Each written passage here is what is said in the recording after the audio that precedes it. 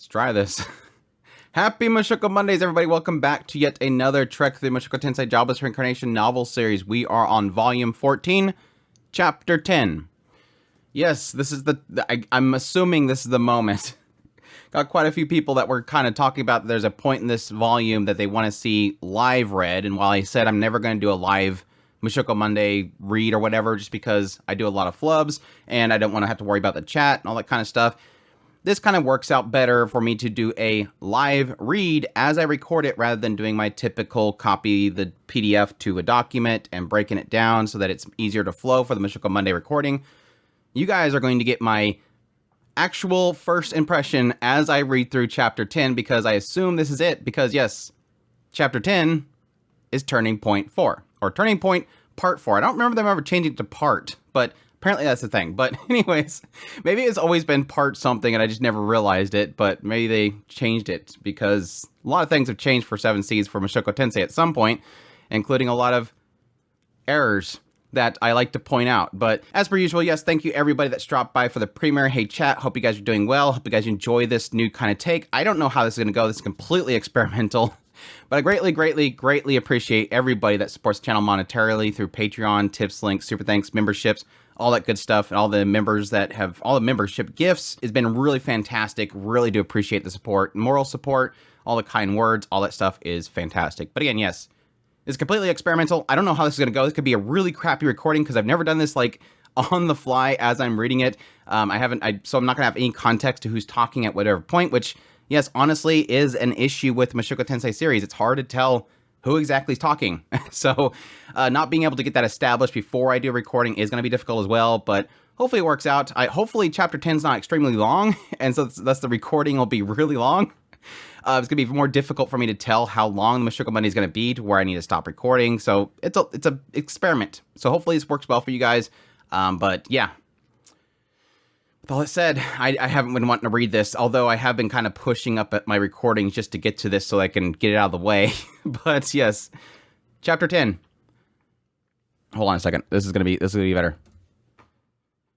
Turning Point, Part 4. Let me make sure I didn't mess up my thingy. The days flew by after that. Once Sylphie had sufficiently recovered, we returned to Soraya. The sun was setting by the time we arrived at the house. I felt extremely nostalgic standing in front of our estate, even though only a few days had passed since we saw it. Yeah, that's what I was about to say. It's like, you guys technically handled the whole thing in Kishi at the Demon Continent in like one day. But yes, that makes sense because they were also spending time helping with Nanahoshi, doing the whole thing with the tea and all that kind of stuff. We're home. Yeah, welcome home. Hey, wait, big brother. The moment we burst through the door, Aisha came scrambling to the front door. She looked utterly dumbfounded, which wasn't a surprise after the speech I gave and possibility about being away for a long time. Are you done already? Did you save Miss Nanahoshi or was it hopeless? Aisha asked anxiously. I reached over and ruffled her hair. Whoa, hey! She gasped, sounding like a bad actor reading a line from a script. She didn't look the least bit displeased by the display of affection. What's with you all of a sudden? Nothing. Nanahoshi's fine. I'll explain in a minute. Is Roxy already home? What about Norn? Norn is still at school. Miss Roxy is in her room. I think Mom, Miss Lilia, is doing laundry. Mother, Lady Zenith, is resting right now. It's like, you don't have to keep clarifying each one. At least she's saying it. But yeah, trying to make sure she qualifies each statement it's still cute. I'm guessing that's probably one of those cases where she's saying something like Lilia, Kasan, or something like that. Just doing a addition to the name. All right, so Norn is still at school. Sorry to add more things to your plate, but could you go fetch Roxy? Aye, Captain. A few minutes later, Roxy came down the stairs. She must have been nodding off at her desk because her hair was a disheveled mess, and there was a red imprint on her cheek. Welcome home, Rudy. How'd it go? I'm about to explain it, but before I do, he slipped his hands under her arm and lifted her up, wrapping her tightly in his embrace. He did promise that he'd do that once he got home. What? Although initially caught off guard, Roxy gingerly looped her arms around him and returned the hug. Welcome home. I'm glad to be back. After that whirlwind adventure, he was finally home. Everything's still good. We're still good. And that's what happened. He recounted everything to them. It was a lot. He didn't go through all the details, but he did include everything pertinent. He took a lot of time in relaying everything that he learned about Zenith's curse. They would need to keep a careful eye on her. That's interesting because he's been back home several times since he got all the information from, not Pedagoose, but technically Elise. Why wouldn't he have told him that stuff then? It's like he was trying to keep everything that happened over there until he got it all kind of finished and relayed all at once. I mean, he's been relaying information to them, and just apparently that was not part of it. I'll continue staying on the floating fortress for now, but I'll come home at least once every 3 days. Ariel and Sylphie were also going to be staying at the fortress until their efforts came to fruition. It's like Ariel is just gonna, hey, he's letting me stay here. I'm gonna stay as long as possible until something comes from this, or until Petica just literally kicks her off the side of it. She finally gives her answer on what a king should be, and he just totally does like a 300 thing, kicks her off the side. This is my floating fortress. Sylphie also intended to return home every few days. None of them would be able to attend school, but well, as long as they showed up for homeroom, surely it would be fine. Reese hadn't been taking any classes lately anyways. He's like, anything they teach me to defend myself and get stronger is not going to be worth it as compared to Petigus. Very well, Lord Rudius. I shall take proper care of the house and Zenith in your absence, so you don't need to worry. Lilia assured him. He'd been putting quite a burden on her shoulders. Anyways, that was the end of his report. Their family meeting was adjourned. Phew, I'm completely pooped, said Sylphie. I think I'm going to go rest. What about you, Rudy? I'm going to go hit the sack after I take a bath. Should I wait in bed for you? No, don't worry about that today. All right. And with that, he left Sylphie to rest. I have a habit of reading this from third person. I probably should just read it first person. That way I don't have to change it in my mind as I read things. I realized I had nothing but cold baths for the past few days. I missed soaking in the warm water. I headed straight for the bath and used my magic to warm up the liquid in it. Manual water warming robot Roombus. Activate. So he is a Roombus. I really should rinse myself off before I hop in, but oh well. He peeled off his clothes and slid in the bath. Phew. The steamy hot water enveloped me, and I could feel the fatigue drain from my body. I hadn't fully realized how the past 10 days had taken its toll on me. Still, 10 days. It was hard to believe it had only been that long since they went to Piticus' castle. So much had happened in such a short span of time. Nanahoshi fainted. You want to... Is that... She just fainted. It's like a Pokemon thing. You blast the thing and it faints. Sure. Then they went to the Demon Continent, met Kishirika, and royally pissed off Etoff. Etoff sure was strong. I got the feeling I could never defeat her. It was foolish to even consider besting an opponent of her level. I was surprised my electric magic had actually worked against her. Perhaps I had a chance as long as my opponent let down their guard. Maybe it would have been worth doing more research to hone my magic. Yes, again, we're going to constantly remind you here. At least so that if I was surrounded by water, I wouldn't get hit by the effects of my own spell. At the moment, I had no idea how I could avoid that. Rubber boots. What if I covered my body in rubber? There he does it. like Stretch Man from Kids TV show. Etoff's subordinate, Moore, was pretty tough too. No matter what spell I threw at him, he always seemed to have a counter. It's like he knew all of magic that was in existence and how to defend against it. Pretty much has lived for a long time, so I wouldn't doubt that. Up until now, the only other strong mage he knew of was Roxy. And Orsted? But she was more of an expert in facing monsters. This is the first time he ever seen someone that was an expert at fighting other human opponents. Maybe as long as he had disturbed magic and his prosthetic arm, he could find a way to deal with an enemy like that. There wasn't really a given strategy for facing a strong opponent like him. I mean, yes, technically, based on magic alone, yes, disturb magic and absorb is going to probably be really useful in that situation, but there is the limitations of that. I mean, how does that, what all does that affect and all that kind of stuff? Because that was essentially what he ran into with Orsted. Orsted used disturb magic, and he just switched arms. Is it a simple fact of disturbing the flow in both hands, or can he just recalibrate itself and use it again? They haven't fully explained disturb magic, other than the idea that it cuts off it disturbs the mana flow that you're creating. Is it simply you're developing it and it breaks it and you could just develop again? But Orsted, what he kind of pointed out was that Rudius changed hands, which that was kind of the simple way of kind of overcoming that. But again, they haven't fully explained it. Regardless, if there's powerful people all around the world, I really need to get to work getting stronger. I never thought I'd be a match to an opponent like that, but I've really been running into them every few years. Again, that was that whole idea of like, well, what was going to happen again? No, you're the main character of a fantasy series. You're going to be running into powerful people a lot. But no, just a logical sense, the realist sense of you in this world. Yes, you never know. And you keep regretting it every time you run into it. It's about time you start changing that. There was just one issue. How was I supposed to get stronger? I apparently wasn't able to use a power aura, so there was a limit to how much I could train myself physically. Still, it didn't matter if I was physically weak, as long as I could triumph over my opponent. In that case, maybe I was heading in the right direction, by learning summoning magic from Petigus. If I keep switching gears without deciding on a solid path, I would wind up a lackluster jack of all trades. I knew that firsthand from my previous life. Although there was so much going on in this world, and so many possibilities that it was actually beneficial to pick up a wide range of skills. I preferred this to how it was in Japan, where you had to pick a single profession and stick with it your whole life. Maybe it's a common thought process in Japan that I'm not aware of, which, yes, technically makes sense. A lot of these people kind of just find a career and they kind of stick to that company, the whole black company concept. And yes, most other companies too. It's this idea of it's more important to kind of stick with them for a long period of time. Whereas, yes, me personally, I feel like it's never too late to change your profession. Because I've actually changed multiple professions. I started off, my first real push into something was IT. Then I moved into procurement, and then I moved into this career. So it's never too late to change it. Do what you enjoy. You can enjoy something enough that it's worth the money, but I've learned very quickly that sometimes the money's not worth it. If you're gonna spend your whole life doing something, you should enjoy it somewhat, or at least enjoy the people you're working with. And that was my problem with my last job, was this idea that I enjoyed. I wasn't a big fan of what I was doing, but I enjoyed the people I work with until they got bought out and everything went to shit. Oh yeah, I'd also like to learn how to draw teleportation circles. That way, if anything happens again, I can get away quickly. That is a good point. Like, it would have been really nice to, if when they were fleeing from a tough, they could just go into a random room, draw a circle, and go. Though Kishirika would be left behind. Sorry, Kishirika. Peace out. The magic itself might be prohibited, and I did think teleportation was quite terrifying. But fear wasn't going to help me learn anything. Knowledge is power, after all. Having a way to communicate long distance would also be nice. Ariel lent us her rings, but we didn't end up using them. Perhaps we can enhance them so they can send simple messages back and forth. While they probably wouldn't work elsewhere in the world, they could at least be like a pager. He keeps bringing that up as like a pager. It's like a pager. I'm going to make it like a pager. That is interesting. I really don't like the fact that he's bringing that up again. It's like, wow, why is he suddenly bringing that up again? It tells me they're going to use that for something right now. I figured they would probably have given it back once they got back from the Demon Continent, unless they're just accepting it that it's theirs. It's like he's like, thanks, I'm going to keep it. By the way, that's my water.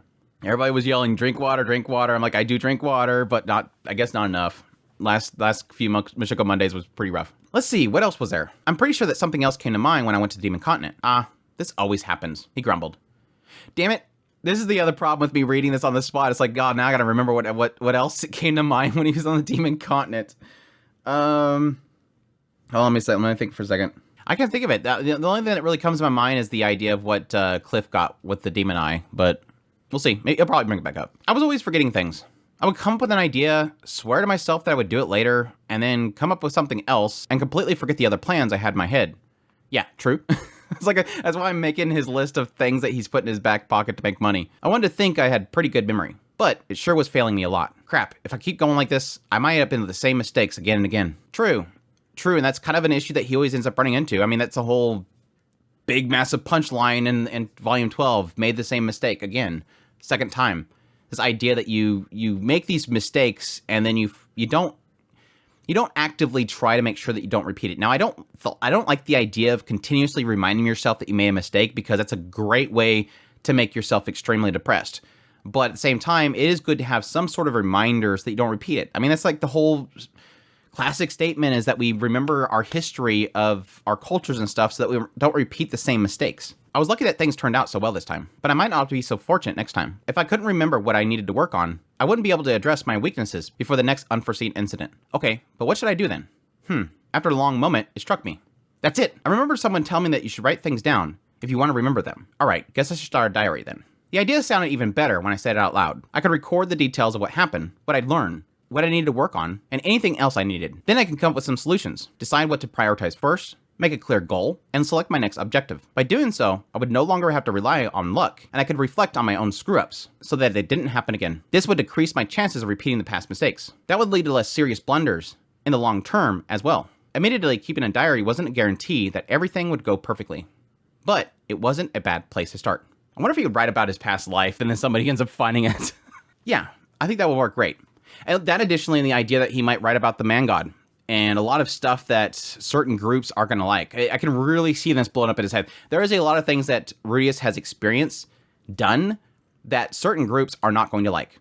Certain people are not going to like the idea that he's from another world. I mean, even like the church and stuff might not like that as a concept of somebody coming from another world as being something that is demonic. Yes, you have the idea of the man god, and certain people not liking the man god, him knowing Orsted, some people not liking Orsted, him knowing Pedagus, some people not like Pedagus. He knows a lot of people that a lot of people don't want them to. And yes, Millis and Rajerd.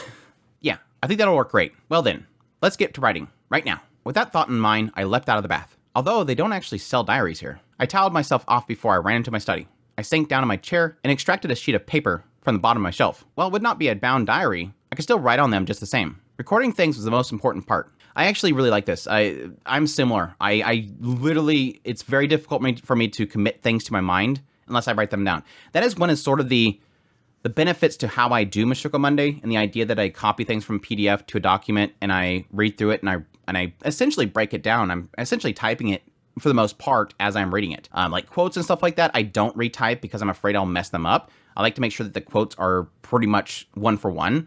But for everything else, I usually kind of break it down by typing it down. And it solidifies it in my mind, which is kind of concerning. I might actually end up doing this again by myself additionally later. But it is kind of a thing that I do. But just writing on some loose leaf papers is a bit depressing. Let's make a little project out of this. Not that starting in style was a be-all and end-all, but it wouldn't hurt to dress up the appearance of my new diary. I gather up loose papers and place them on my desk. I use magic to punch holes in the edge. Then I use my earth magic to create rings to insert through them. Next I needed 3 boards and a hinge. I could throw them all together in a book form, so they could open with the sheets of bound paper inside. And with that, my binder-style diary was complete. How much do you think it cost me? Nothing. Completely do it yourself. Okay, well, the paper did cost me money. I was about to say, you didn't technically buy the paper, right? Or did you make the paper? They could have made the paper. I wonder if anyone would buy a hole puncher if made one for sale. Another thing for the back pocket. It was worth writing down at least. If I didn't note all my ideas, I'd eventually forget about them. That's the interesting thing because, yes, technically one of the big... And it was something that he brought up when he first talked about not wanting to meet Silent. This idea that I was afraid to meet Silent because they've done a lot of cool things. They've brought things to this world, and I've done nothing. I have not used my previous knowledge to make it big in this world. And yes, it makes sense. He keeps thinking of ideas of how he can make money, like making the figurines production line and stuff like that. But he never follows through with anything. He is technically following through with the figure thing because he's teaching Julie and everything like that, but he's not really done anything to make himself money. So how do you go about constructing a hole puncher? No, I had more important things to write about first. It's like, yeah, that's the least one. I would throw that one back out. Put that in the back of the line. Where should I start? How long has it been since I kept a diary? When I was a shut-in in my previous life, I tried one of those old text websites, but I didn't keep up with it very long. I might go down the same path if I wasn't self-conscious about this. Fortunately, this body of mine was pretty receptive to routines, so I would probably do it automatically as long as I made it a habit. I think it's more because he has a purpose that this is going to serve, whereas in his previous life, he probably did it just to kind of talk, just to get things out. Whereas in this situation, this is something that he needs to put together because this is what I need to focus on. What is my weaknesses? Because obviously my weaknesses has nearly gotten me killed and losing what I cherish so much. Okay, I should probably stop that. It sounds weird to talk about this body in third person, as if it's not my own. That's pretty cool. That is actually a very interesting point that he makes. I mean, technically he doesn't do that all the time, but I would have to go check. That is actually an interesting thing that I would want to go back and look at. He doesn't really necessarily talk it in third person as if it's not his. But I do recall there's times where he does talk about this root, this self, or my old self. And there is a bit of disconnect there that he's sort of expressing, but not that it's a big deal.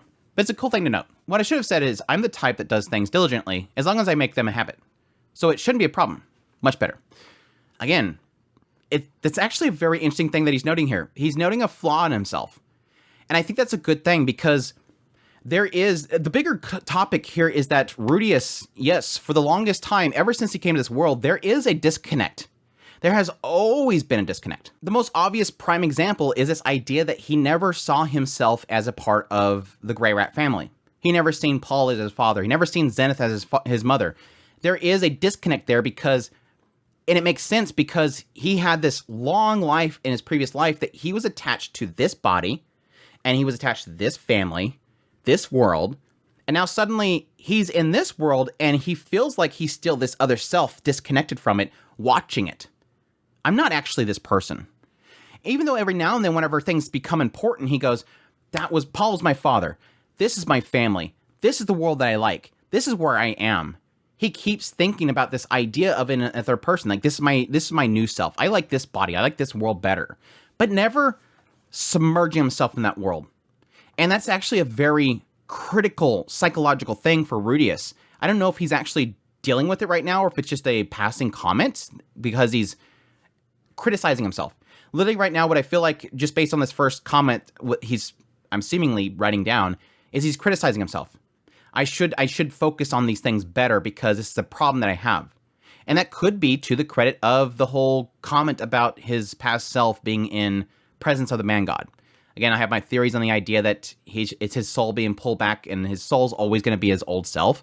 But it's interesting. I like this idea of him slowly picking at himself. I do this, and I gotta stop that. I do this, and I gotta stop that. I mean, I forgot to mention it, but like with the last recording, that whole segment where he's losing hope in beating Etolf and getting away from Etolf. And at some point he mentions, I want to go home. Hey, maybe have some sexy time with Roxy and Sylphie. You know, hug Lucy again. Wait, go back. Your response to I want to go home to see my wives is I want to have sexy time with them. I wonder if he would criticize himself about that kind of thing. No, I wanted to go home because I wanted to hug my wives because I love them so much. They bring me so much joy. Not sexy time. It's just a kind of funny. It's just kind of one of those things where I understand why Rudeus does that because he's always been a perv. But at the same time, you can't criticize it. You can't criticize the idea that you're amounting them to just you want to have sexy time. You want to hug your daughter. You want to spend time with Aisha. You want to help train Norn so she can get better and she can have a future. She seeks power and strength so that, you know, terrible things, she doesn't have to stand by and watch others die. But sexy time with my wives. I think that's a good thing to criticize himself for. Not that it's a bad thing that he wants to have sexy time with his wives. I'm not saying that. But priorities. As I had that inward back and forth, I started scribbling down the events of the past 10 days. I was yawning by the time I finished. Before I knew it, I was overcome with drowsiness.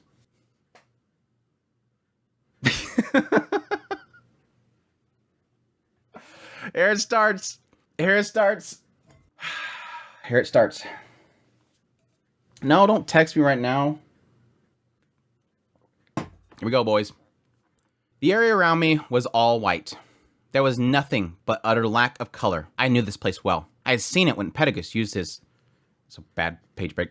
I had seen it when Pedagus used his teleportation magic to warp me through space. But where exactly was I? I'd never given it much thought before. But I started to wonder if this was an actual place somewhere in this world. Going to my theory there, yes. Or at least a parallel dimension. That aside, I wish I wouldn't return to this forum every time I came here. There's the reason why he was bringing that up. Refugin knew that this was going to become a topic. I was back in the body I had before I was reincarnated. Back to when I was a hopeless, overweight shut-in. I had no intention of avoiding the truth that this was once my life. But it still disgusts me. I didn't look like this while Pedagus was teleporting me, though. That was the important thing. But no, I don't know if I've ever addressed this, but this is something that sort of pains me. This idea that what you once were, I think it is a good thing. Say you're a person that was a rough person back in the day. You used to be a part of a gang. You used to be on drugs. You used to be an alcoholic. You used to have a dead-end job. You used to be miserable in your past life. And you've gotten better. And you've gotten better. You in your heart feel that you are in a better place now. I don't like the idea of looking back at yourself and seeing you as disgusting.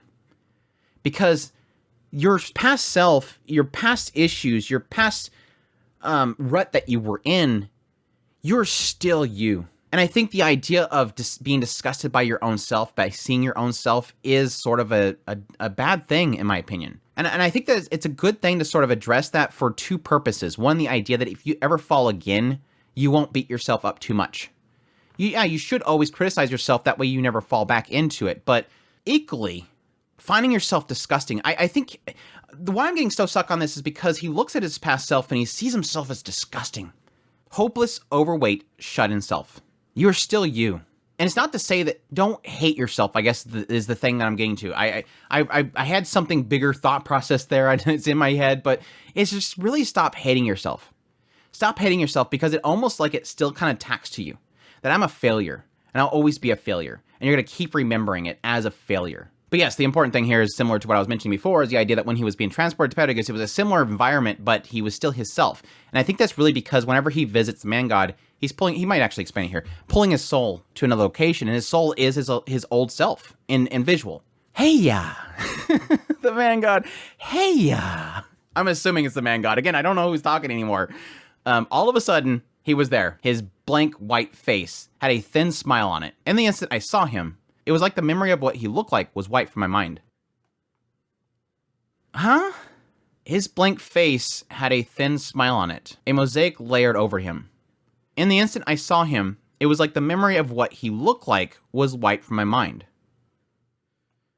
Is it implying that he's seen the man god's face? Or did he see what the person looked like before they became a mosaic? I don't think he's ever really necessarily identified him as being mosaic. I think he did kind of use the term mosaic. Again, this is the trouble with me doing this on the spot.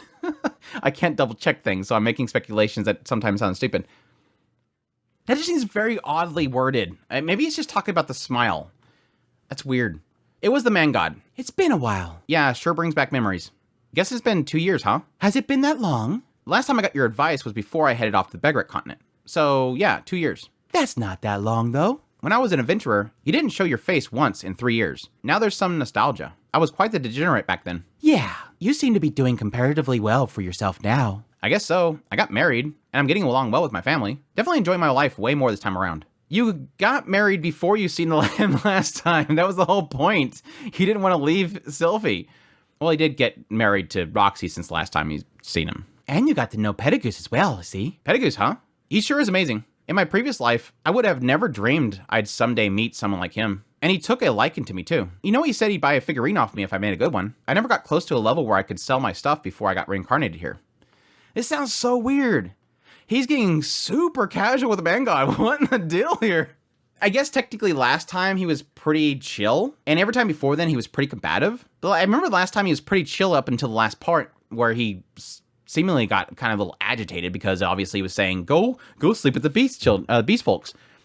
This is interesting. Atoff also took a liking to you. Oh yeah, that one I'm much less happy about. Although I guess my training has paid off if she was that interested in me. I worked on my physical strength and my magical skills. If Roxy had never taught me King Tier water magic, I would have been in some serious trouble this time. My electric spell was pretty effective against Atoff and her guard. It sure was. That magic you used was incredible. I'm sure you could even use that against Orsted. I already know where this is going. I already know where this is going. That was a tip of the hand, Refugin. That was a massive tip of the hand. You're like, yeah, this is where we're going next. Rudius. Remember him? That would probably be very effective against him. Yeah, know where this is going. Know where this is going. Rudius, are you ready? Yeah, all right, tell me. You will go kill Orsted. Go to the Divine Continent, find Orsted, and you will kill him. If you don't, you will regret it. It's coming.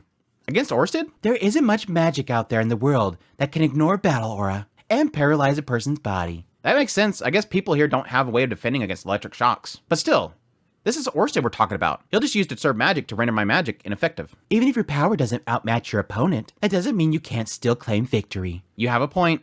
Wait. No, impossible. Me being able to use a bit of strange magic does not change the fact that Orsted will flatten me like a pancake. Or make me a donut.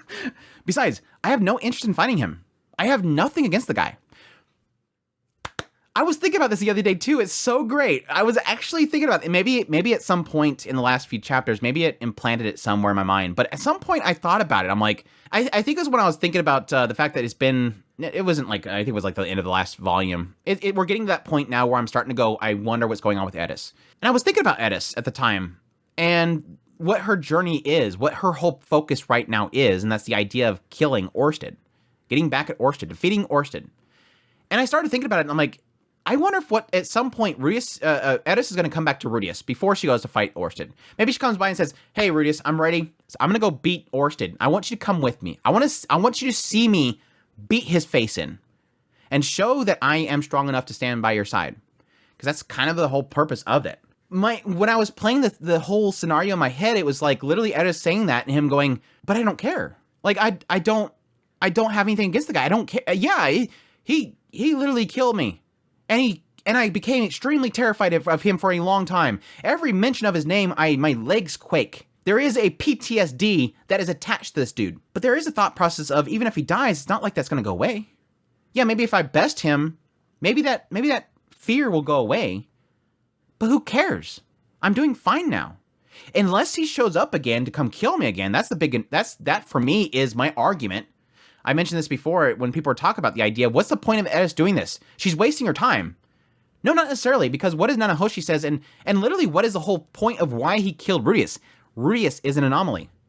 He's messing things up. I see this future. I see where everybody's going, and he's not there. He's going to mess things up.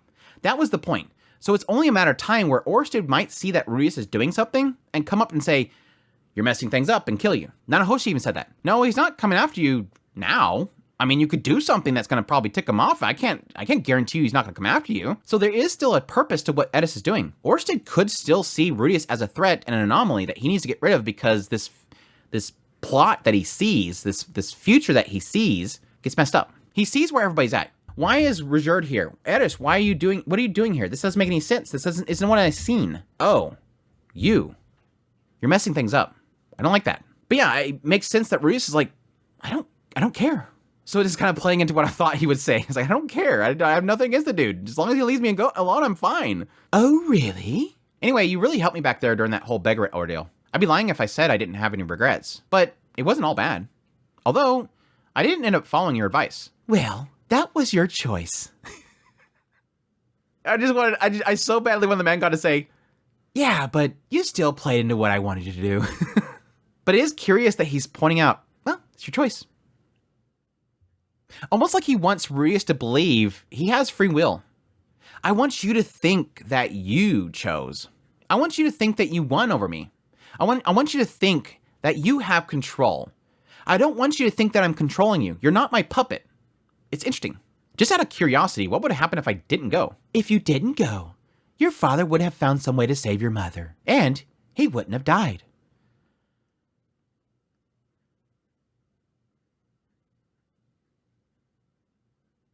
One of those moments where I regret using a doofy voice. On top of that, you would have 2 Beast Vault princesses to yourself and lived happily ever after.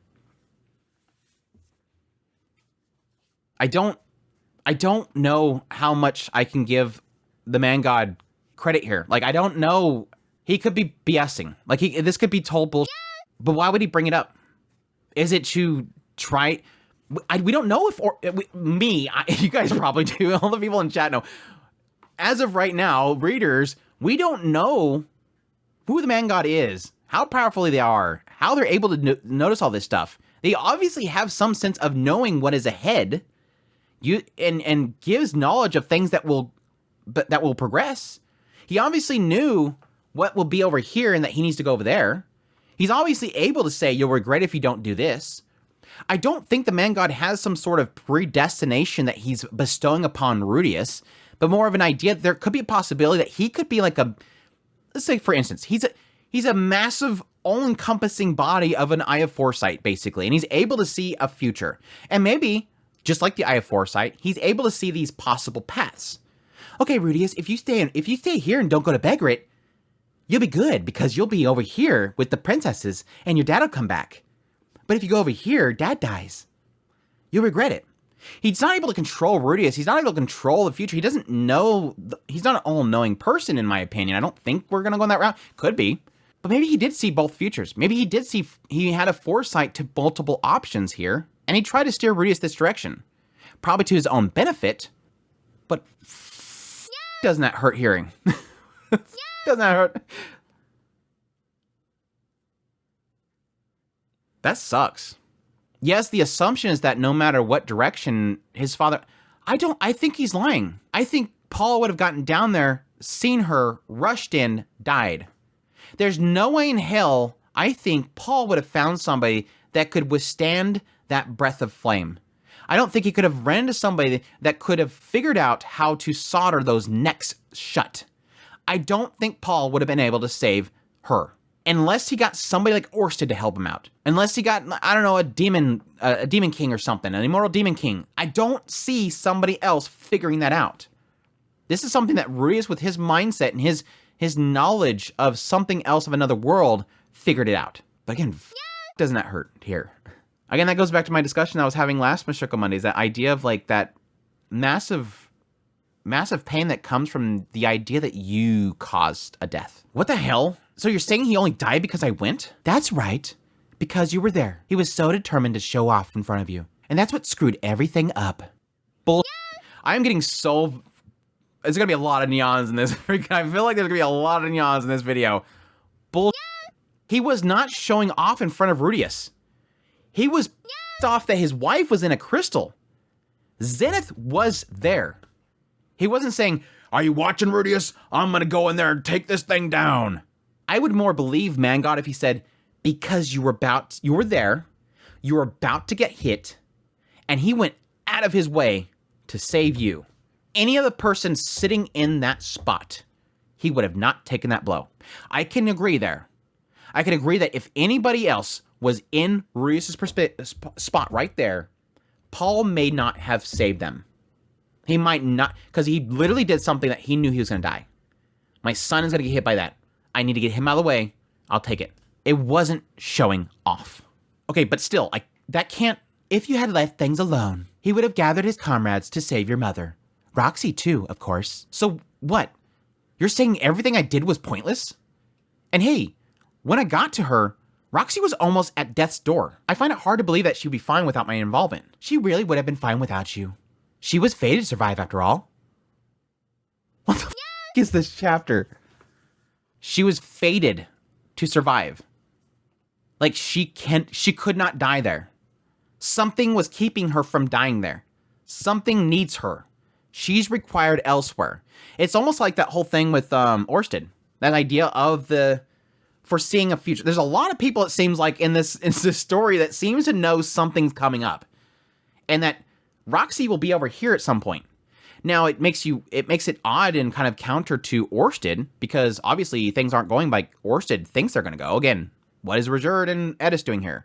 Why is Paul and Zenith have a son? But he's kind of pointing out the idea that she has to live because she's got to be somewhere else. Again, another thing where I thought everything I did, and again, that kind of goes counter to my thought process there. Again, my assumption, and Rudius, I think, even committed to it as well. Oh, I was supposed to go to the academy because I had to get that book. And when I got back to the Bigger continent, there's no way they could have done that dungeon without the book. And there was no way they could have found that door to go down the teleporter without my knowledge of the teleportation ruins. There's too many things that Rudius himself did, and he's probably going to get into it. I'm getting into it right now. There's too many things that he has done that just does not make sense that Paul and his party would have pulled off. How long it would have taken for them to get through. And yes, they were figuring it out, but it was more of an idea that Geese was, marking things or figuring out things or mapping it out. And then when Rudius showed up, he's like, there's the guide. We have the guidebook. We're good now. Let's go, guys. We got everything we need. This literally tells us everything. But I still don't know they would find where they would have stepped on one of those 3 teleporters, no doubt. And they may have survived, but then they come back there and they step on the next one. And they may have survived, but then they come back there and step on the next one. They may have survived, but then what? I guess, yes, eventually they would probably poke around and eventually find the chamber. Yes, there's always a possibility that things happen. But it's interesting, the idea that Roxy fated to survive. She's needed for something. Or they just know that she's going to be a part of something. She's going to be somewhere else at some point. Interesting. What do you mean by that? What is this fake crap? Explain yourself. Remember that merchant you saved? If you hadn't been there, his delivery would have been greatly delayed. The day he arrived, a certain adventurer went walking around the marketplace and bought his merchandise, magic stones. However, if the merchant hadn't arrived, that man would have bought something else. Such as what? Such as the map of the teleportation labyrinth. Oh, come on. Why are they even selling something that conspicuously convenient? After failing to entice people to join him at the guild, Geese would have come up with a scheme to bolster... Geese is talking to the man god. That's where he's getting his information. Geese is talking to the man god.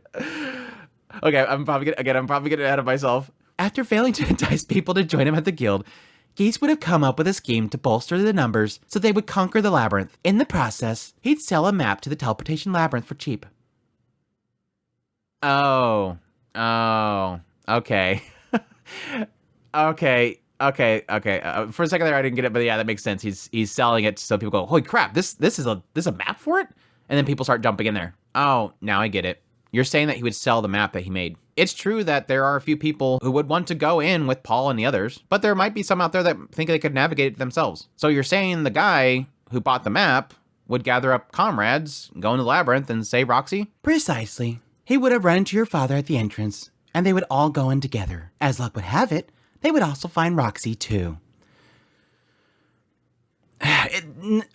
Again, I don't think this is true. Like, I just don't necessarily, again, that whole fate thing, like, something could have happened that would, like, even though Roxy was literally, from her perspective, this is it. I'm dead. And Rudius was, it seemingly there last minute saved her. But yes, maybe something else fated would come into play to save her. What if something else happened? Maybe she got one big last burst to save her own life. What if the monsters themselves turned on each other? What if something happened that got in the middle of it? Could be. And you're saying that just because they have more people with them, it would make it easier for them to get to the labyrinth, and they would have been able to rescue my mother? Correct. Although, it would have taken them longer than it did you. About 2 years, to be precise. Since it's been that long since you went, it would be right now that they'd all be getting her out of there. That's kind of hard for me to believe. It all seems too convenient. Maybe, but that's just the way of fate. This is gonna throw Rudius back into the loop, I swear. Unless he just gets back in his own mindset of like, you're bullshitting me. Again, this guy is lying to me. When have you ever really believed what he says? Again, Rudius has changed how he's been handling the man god, but this is literally one of those moments where it's like, I think I'm like in the old push him away constantly type of mindset that Rudius had. Like, you're door-to-door salesman, get away from me, you're trying to scam me. All right, I guess you have a point. They do say truth is stranger than fiction. I guess that means that it would have been better if I hadn't been there. Damn it. That's depressing. Although if that happened, I guess I wouldn't have been able to marry Roxy. True. She would have fallen for the man who rescued her instead. There it is. I knew it. She would have had that other person. Again, that was technically like the idea of the fate and what she was dreaming of. That could have been something planning into her that's going to happen. Again, one of those things where it makes you wonder if other characters in this world are either talking to people like the man god or people that know some sort of fate that they're going to go to. Maybe somebody implanted into Roxy's head that one day you're going to be in Labyrinth and somebody's going to save you. Although, he would have turned her down. Poor Roxy. Oh, that would have been devastating for poor girl. Oh, my girl.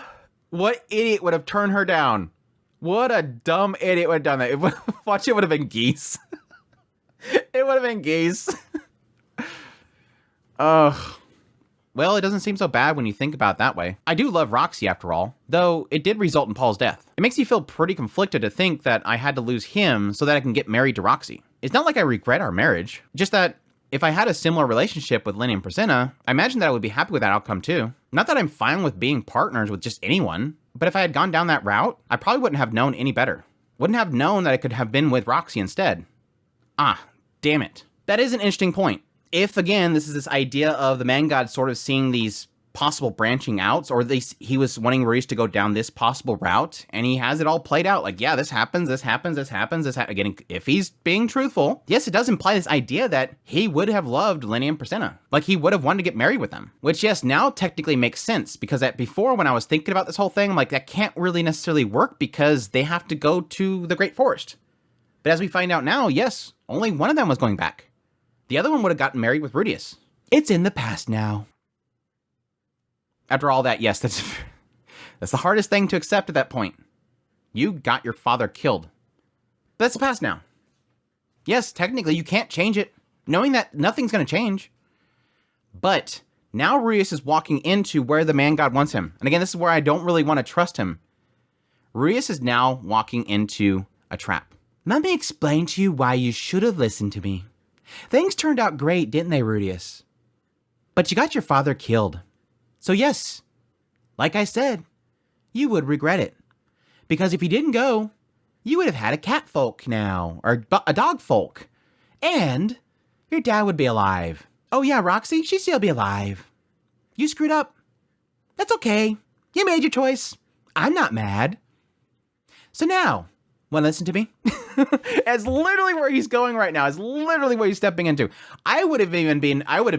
This is probably going to be stretching it quite a bit, but shoot, man god could even throw a death nail in there.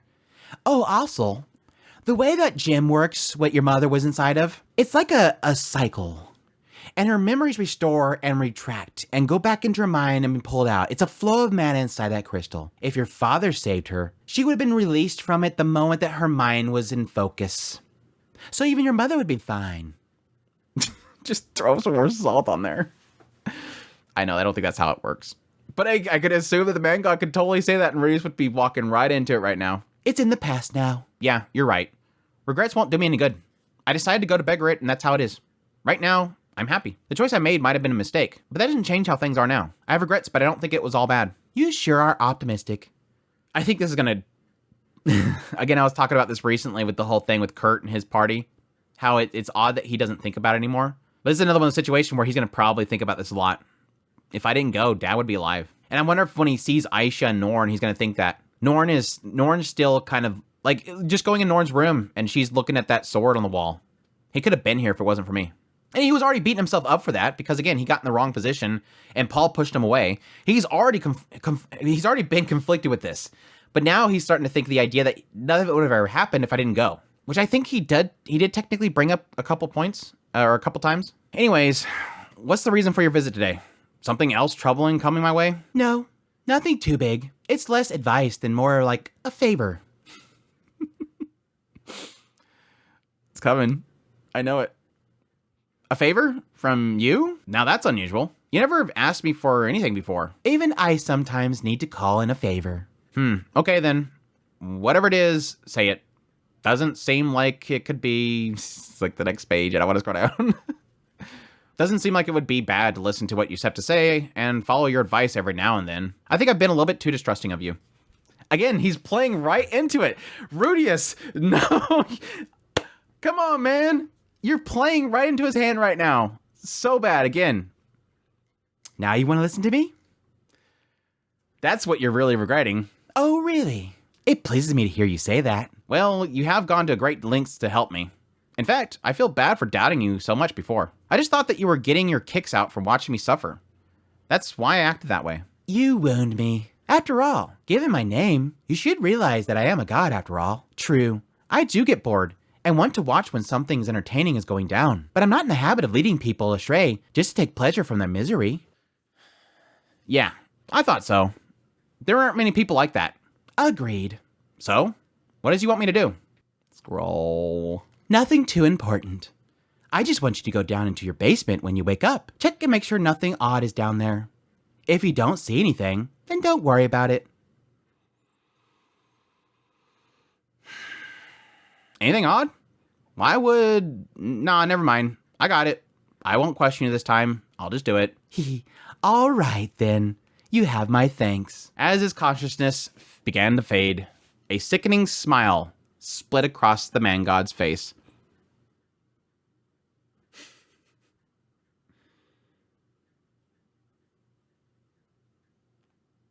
I don't want to read anymore. I don't like this. I don't like this. I don't like this.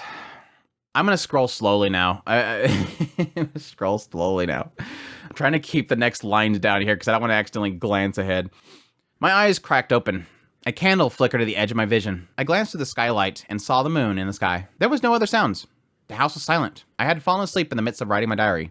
A bit of drool was dribbling down my chin and onto the half-written page. Guess I'll be rewriting this. I ripped out the page and left it on the corner of my desk. I'd copied what I had written onto the new sheet of paper. I wonder how long I was asleep for. My body feels so sluggish. It's like I've been out for days. As I got up, something fell from my shoulders. A blanket. Sylvie or Roxy must have draped it over me. Whoever it was, I appreciate the gesture. All right, then. My heart is racing right now. I don't like this. And it's probably nothing, but it's just, I don't like the chapter title. There's gonna be a body on the basement or something like that. Somebody's dead. Relax. Relax, Rudius. Okay, relax. All right, then. I still remember the contents of my dream. The man god told me to go check the basement. Goddamn, dude. Kind of weird advice. Regardless, I felt like there was nothing wrong with going along with it. He had never steered me wrong in the past, so I felt compelled to fulfill his wishes occasionally. It would benefit the both of us. Plus, the man god must be tired of me mouthing off every time he had to give me advice, even if our relationship was a give and take of sorts. It would behoove me to get along with him, in case I ever needed his help. Phew. Sure is cold. The spring was still far off, and the snow continued to blanket the ground. So it was chilly. I shouldn't have let myself doze off here. I need to hurry up and get to bed so I can cuddle up under a warm blanket. I grabbed my robe off the hook on the wall and pulled it over my arms. I wonder what time it is right now. It had to be around midnight, considering I didn't hear any other sounds in the house. If I sneaked into either Roxy or Sylvie's bedroom and slid under the covers with them, they would probably cry out in surprise. God damn, dude, I'm getting so afraid right now. getting so afraid right now. There's gotta be something bad down there, so bad. Anyways, I didn't mind if they didn't want to have sex. I just wanted some of their warmth. In fact, I just felt really lonely right now. It's probably thanks to the man god. I should have never asked him what would happen if I hadn't gone beggar it. No, I'm the one who asked. It's my fault. And if all the blame lies with me, I should just sleep alone. I was preoccupied with those thoughts as I nudged the door open. I suddenly had a sense of presence behind me and whipped around. All I saw was an empty chair I'd left behind. No one was there. Of course not. Must have been my imagination. This is f***ing me up so bad. The only thing that was in the room were a desk, a chair, and a bookshelf. There was nowhere for anyone to hide. There was a window, but it wasn't large enough for someone to sneak in and out of. The only other entrance was a door I was standing in front of. The room was small enough that one candle could illuminate every nook and cranny. The only person who could possibly be here was me. Then why did I think that someone else was in here, even though it was practically impossible? Despite being skeptic, I continued to sense a presence in the room. It was odd. Maybe there was some sort of bug underneath my bookshelf or something. The man god? Something about it was off-putting. My heart began to beat erratically. Was it anxiety? What was it that I was feeling anxious about? Well, whatever. I'll just hurry to the basement and take a look. I pulled the door open the rest of the way and started out. And then I instantly spun around and exclaimed, "Aha, now I got you!" There was no logic to my actions. I just done it on a whim. I was only trying to reassure myself that there was nobody there. Yet, lo and behold, there was someone there. Huh? A man in a tattered robe sat in my chair. The only chair in the room. He was aged, wrinkles lining his face, hair white as snow. The beginning of a beard covering his chin, giving the impression that he didn't invest much time in his appearance. He had the air of a seasoned veteran, but there was something rough and unrefined about him, like he had come out of a long, long battle. The light in his eyes was sharp, and the color of his right and left pupil differed from each other. His lips trembled in surprise. "So, I succeeded." He glanced around, eyes narrowing as his expression filled with emotion. However, he looked down at his hand, touched his stomach, and flinched. His smile turned self-deprecating. "No, this is a failure. Guess there was no hope of me succeeding." I felt like I'd seen him somewhere before, but I had no recollection of him. There was something familiar, though, as if he resembled someone. Who could it be? Paul, maybe? No, not him. Saros, then? But he didn't exude the same level of boldness as Saros. This old man seemed more timid. I'm already thinking this is Rudius. And we have time-traveling Rudius. Because he had that self-deprecation, and it seemed like he liked where he was at, like he just got back home. Are we gonna see a picture of him? That's it? That's all we're getting?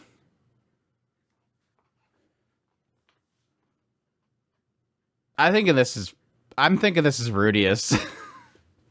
Is this easy? Are we having future Rudius coming back to talk to past Rudius? Don't listen to the man god. But why the basement? But why the basement? Unless he didn't want Rudius to be in that room.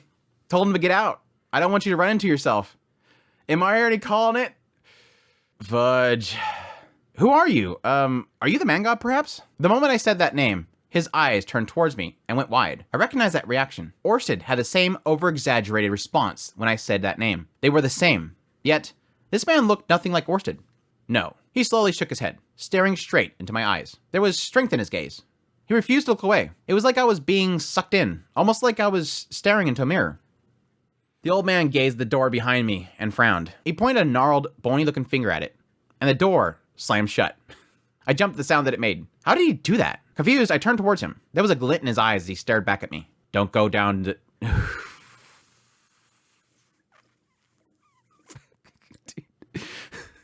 Don't go down to the basement. You're being deceived by the man god. What? Rudy said? Deceived, he thought. What was he talking about? I didn't understand. Hold on a second here. Who the heck are you? And how did you get in here? I am... He opened his mouth to speak, but suddenly closed it. After a moment of contemplation, he finally said, I am... Beep, I'm guessing. I am 6 underscores. I guess, I don't know. The name gave me a shock, the likes of which I had never felt before. I was the only person in this world who knew that name. It was the one that would take to the grave without sharing it with anyone else. One I wanted to forget. One that shouldn't exist in this world. The name? Yeah, I was about to say that. My name from my previous life. I came from the future. That's it. That's chapter 10. That was it. I thought that would be much longer. Yeah, we're going right into chapter 11. We're going right into chapter 11. Okay, 2 theories on the idea of why again, I'm assuming this is future Rudius, why he uses his old name. One is that, yes, if he's talking to his past self, the best way that he can make him believe it is saying, I know something no one else knows. This is who I am. And Rudius is immediately going to go, yeah, it's my old self, obviously, because nobody else knows that. The name that I was going to take to a grave, he knows it. Now, he could eventually divulge to somebody his real name, and that person could use it against him. But I think he's saying that purposely because he wants to get Rudius's attention. Yes, you know who I am.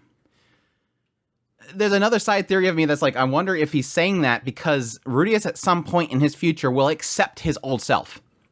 Yes, no matter that I have this new life, I am still me.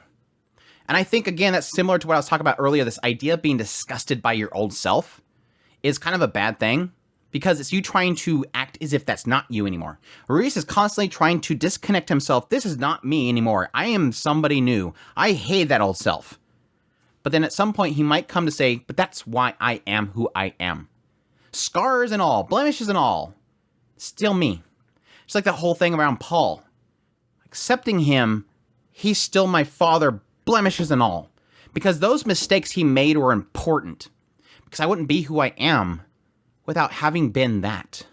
I wouldn't appreciate what I have now if it weren't for the fact that I was that.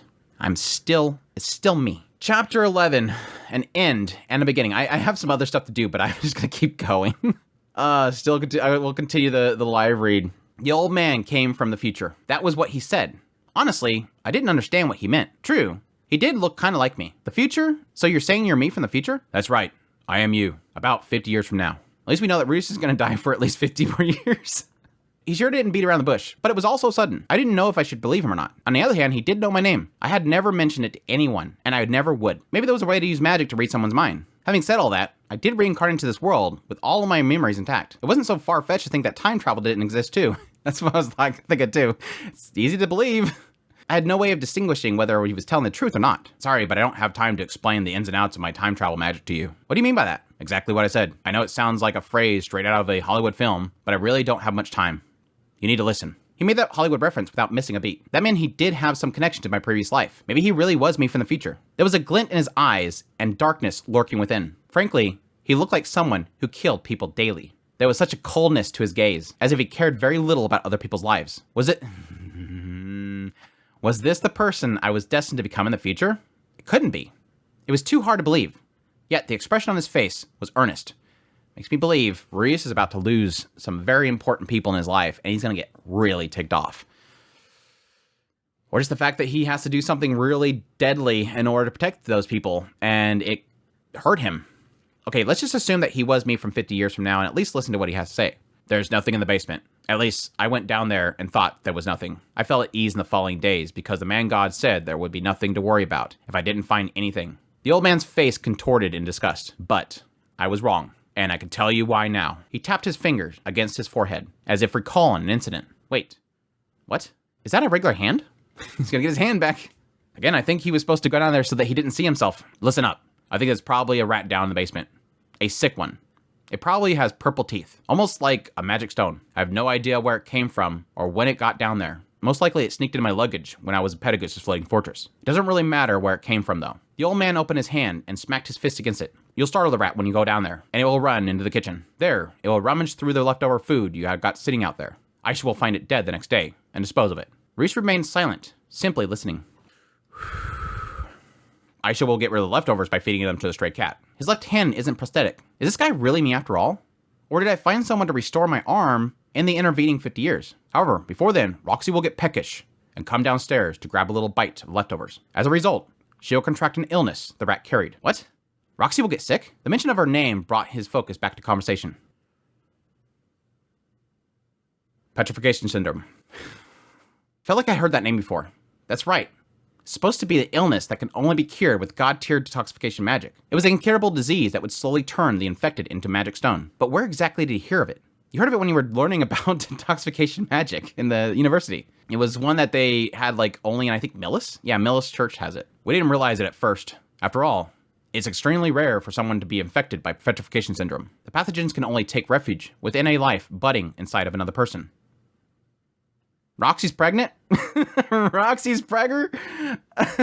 Wait, do you mean? Yes, an unborn child. The disease only affects pregnant women. I was shocked when I discovered it later. What? But Roxy isn't... She is pregnant. But that's not surprising. The two of you had sex. It's only natural. Wait, Roxy was pregnant? Wow, it was extremely joyous news, and yet it was delivered with the grimmest way possible. For some reason, some rats are resistant to the disease and act as carriers of the petrification syndrome. You'll recognize them at glance. Their teeth turn into purple crystals. They transfer pathogens to anything they bite into. It can only be orally transmitted, and the pathogens don't survive for very long after leaving their host. It takes half a day at most before they die out. Plus, it's not very contagious, since only pregnant women are affected. The pathogens take up residence inside the fetus and transform it, thereby turning the mother's body into stone. And Roxy was going to come down with that disease? If you carelessly go down there into the basement and drive the rodent out, Aisha will complain to you the following day that she found a strange rat's remains in the house. 2 weeks later, you'll hear about a cat that was infected with petrification syndrome. Roxy will come down with a fever shortly after. I hesitated before finally asking, and what will happen to her? She will die. Nuke that house. Get everybody out of the house right now and nuke it. Just blow it up. Just set it ablaze. It's like, Roxy, don't eat anything until you have your baby. Don't hurt my Roxy. His reply was so blunt and to the point that it left me speechless. Wait, damn it. I thought that, I assumed the man god wants him to go to the basement to scare the rat out, which means that Roxy has to get infected, which means that Rudius has to do something to try to save her, and that means Rudius is going to do something else. There's got to be a reason why the man god wants this to play out. Or is the man god doing this because Roxy's not supposed to be there? Roxy's not where she's supposed to be, and we need to get her out of the picture. Why does the man god want Roxy to essentially die? He's trying to push Rudius into triggering this series of events. And it's like, what? Again, don't like the man god anymore. Oh, kill that rat. Kill it. Get out of there. His reply was so blunt that it left me speechless. Roxy will slowly lose her mobility until she's confined in a bed. Her feet will be turned into stone. And it's then you realize that she has petrification syndrome. And she never got better in your time? Didn't you try to cure her? Sadness washed over his face. His eyes dropped to the floor. I was so desperate to help her. I even went to the holy country of Milis. I learned the incantation necessary to cure her. But so much happened along the way, and it took me too much time. When I finally got back, it was too late. Her body had already halfway gone. She was dead.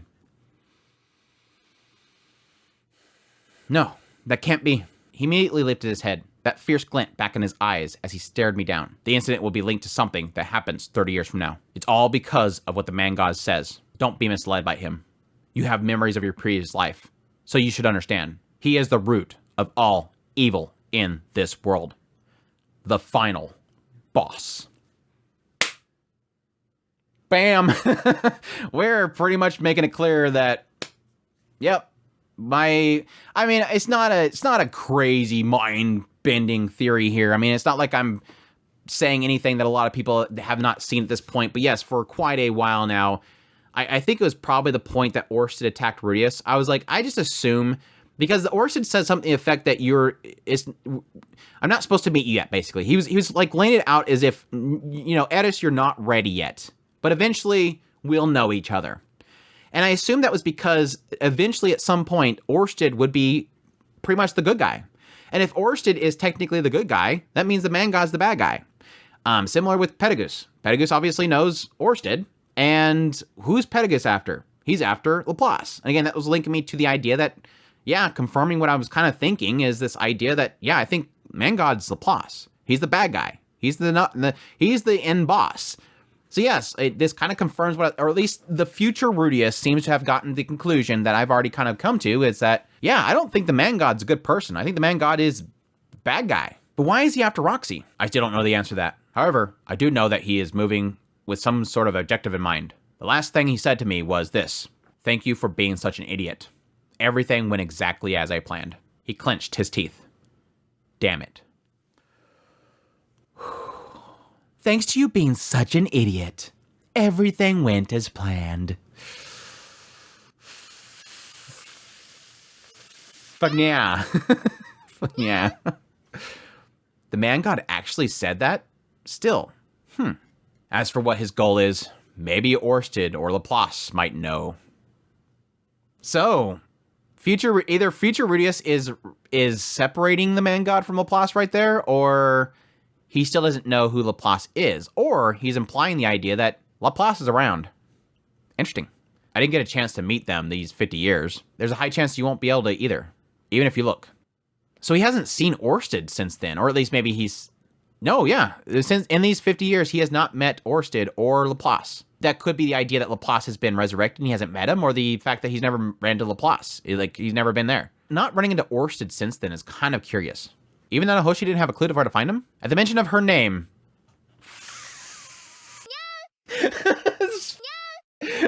Fatal stuff, I hate it all! At the mention of her name, his face sank. Maybe he really didn't know. I never asked her. But maybe you could give it a try. Even if she doesn't know exactly where he is, she is intelligent enough to think of all kind of contingencies. So she may be able to come up with something. What ended up happening to Nanahoshi? His lips thinned, and he didn't answer. That sad look on his face was all I needed to know already. But after a pause, he finally replied. At the very, very end, she failed. I messed up trying to comfort her. And then... So she never managed to make it home? Then she had fallen into despair and taken her life? Okay, I don't need to hear anymore. Yeah, I don't want to talk about it either. He lifted his chin, trying to regain composure. There's something else, and it's important. Yeah, that it seems to be implying the idea that she's going to fail, and then... I messed up trying to comfort her, and then... ... Did she just die, or yeah, did she finally end it? Because yes, every time that she fails, it kind of hurts her a lot. It's like she gets into a massively depressed state. So it seemed to be implying the idea that she took her own life. I don't like these seen in the future crap things. I don't. But I'm gonna eat it up. I don't like this crap, but I'll eat it up. Predestination sucks. There's something else, and it's important. You'll learn about this in 10 years from now. But the man god isn't actually called that here. What do you mean? He's a god of humans in other worlds. The god of men. Everyone who's heard of him knows him by that way, as the god of men. Only those who have actually met know his name, the man god. Why he's chosen to refer himself to that way is beyond me. I assume it's his way of messing with people. That's interesting. Only those who have met him know his name. Shouldn't be true, because now technically Rajerd knows him, but maybe it's just the idea of that's where the origin of you're going to get that name from, because he's not normally known by that. He's just telling people that's who he is. But interesting, the idea that he is a god of humans in other worlds, like he is a god that has came from another world. I don't necessarily think that means that he is like when the original worlds were like the multiple worlds of each one of them, the dragon god, the dragon world and all that kind of stuff, that he was a god of the other world. He's got to be somewhere else. He could even be from Reese's old world, our world. Reese thought that made sense, so why some people, like Orsted, had such an exaggerated reaction to his name? The only people that knew it were those who had met him and been deceived by him. On the surface, he only seemed to say things that benefited me. The old man clenched his fist again. Hatred burned like raging fire in his eyes. Intense bloodlust radiated off, and yet, for some reason, I didn't find it terrifying. He hasn't told you a lie yet. Up until this point. Not as far as I, or you, rather, can tell. I was almost hoping that would be a confirmation of the idea that, yes, in fact, Rudius, you shouldn't have gone to Beggaret. He didn't lie to you. But that I can tell. His fist began to shake. Something sparked inside of it, crackling like electricity. But it was all for one purpose. To make someone as guarded as you let your defenses down so that you would obey him without question. And that's what I was going to. He wanted Rudius to go, yes, you made a choice. It wasn't what I wanted you to do. And you screwed up because of it. So, want to listen to me now? I think that's why Rudius, of all moments in his life, is choosing to come back right here.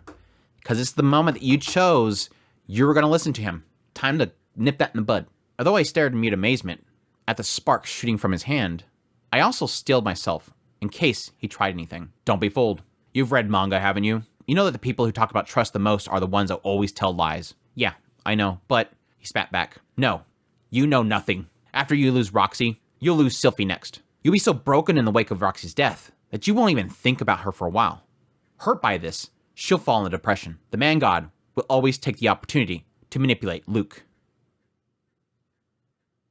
The man god will always take the opportunity The man god will always take that opportunity to manipulate Luke.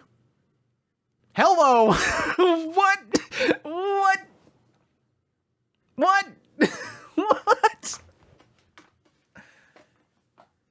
Oh, this opened some freaking doors. This opened some freaking doors. How long? How long? That useless Luke that's been following somebody around. Luke, I have your next mission. You will go with Ariel to Rudius's party. You will challenge Rudius. No matter what, you will fight him. And when you do, you will fail miserably. You will show that you are weak in order to show him that he is strong. If you don't do this, you will regret it. Goes and fights Rudius. Loses it. To bolster his opinion of himself. How many other points that I could have? Go with Ariel to the floating fortress. What the hell is he doing in the floating fortress? If he didn't have Rudius do anything in the floating fortress, I'm wondering what Luke's doing up there. Holy shit, dude. Luke, seriously? Yes. Afterwards, you'll hear from a girl who was dating him at the time. She'll say, he suddenly woke up one morning in panic, claiming to have heard the word of God. And what happened after that? Luke counsels Ariel into making haste to Asura. Sylphie abandons you to go with them. After having failed to garner Perdigus' support, Ariel is at a disadvantage. She has her slim chance at victory on starting a civil war, but she is defeated, and Sylphie dies in battle. Yeah, that's what I was thinking. This is literally why he is literally broken, and probably killing a lot of people. Holy shit, this chapter.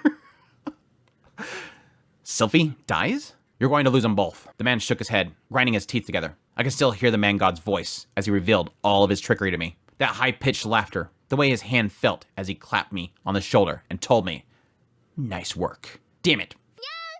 He slammed his fist on the desk.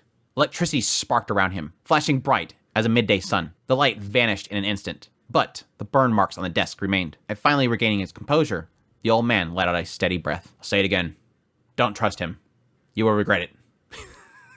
You will regret it. After he finished speaking, the old man clutched his stomach. His complexion was worsening as I watched. I don't have much time left, but I guess even having said all this, you probably don't know what to do now. His face was deathly pale, dark circles appearing beneath his eyes. The old man sucked in a breath, struggling to exhale. He almost looked like he was on death's door. Was he sick or something? First, let's see. Yes, Edis. Hearing that made me frown. Knock it off, Rudius. You already... Come on, Rudius, get up. You know this isn't true by this point. I want you to write a letter as soon as you can. Tell her you may have cheated on her a little bit, but you still love her. No, I don't. I quipped. She's the whole reason I had Edie before. Forgive her for that. You're a man, right? Damn, yeah. He literally gave himself a pep talk. Get the f over it, Rudius. You're a f***ing man, aren't you? You know very well you read that wrong. Get over it, boy. You should be able to do that much. I scowled. He let out a self-mocking laugh. Well, I couldn't forgive her. The two of us didn't get along very well for a couple of years. What do you mean by that? She nearly killed me countless times. She would follow me wherever I went, and each time she found me, she would go on an all-out attack. Well, still, she did pull her punches. She was perfectly capable of killing me if she truly desired it, but she never targeted me when I was at my weakest. In fact, when I was in trouble, she would lend her help from the shadows. Almost like Vegeta from Dragon Ball series. Or Rajerd. Hiding in the shadows and coming out and helping. I wonder if she's trying to kill him because she's trying to prove, or beating him up because she's trying to prove that she's equal to him? Or is she mad?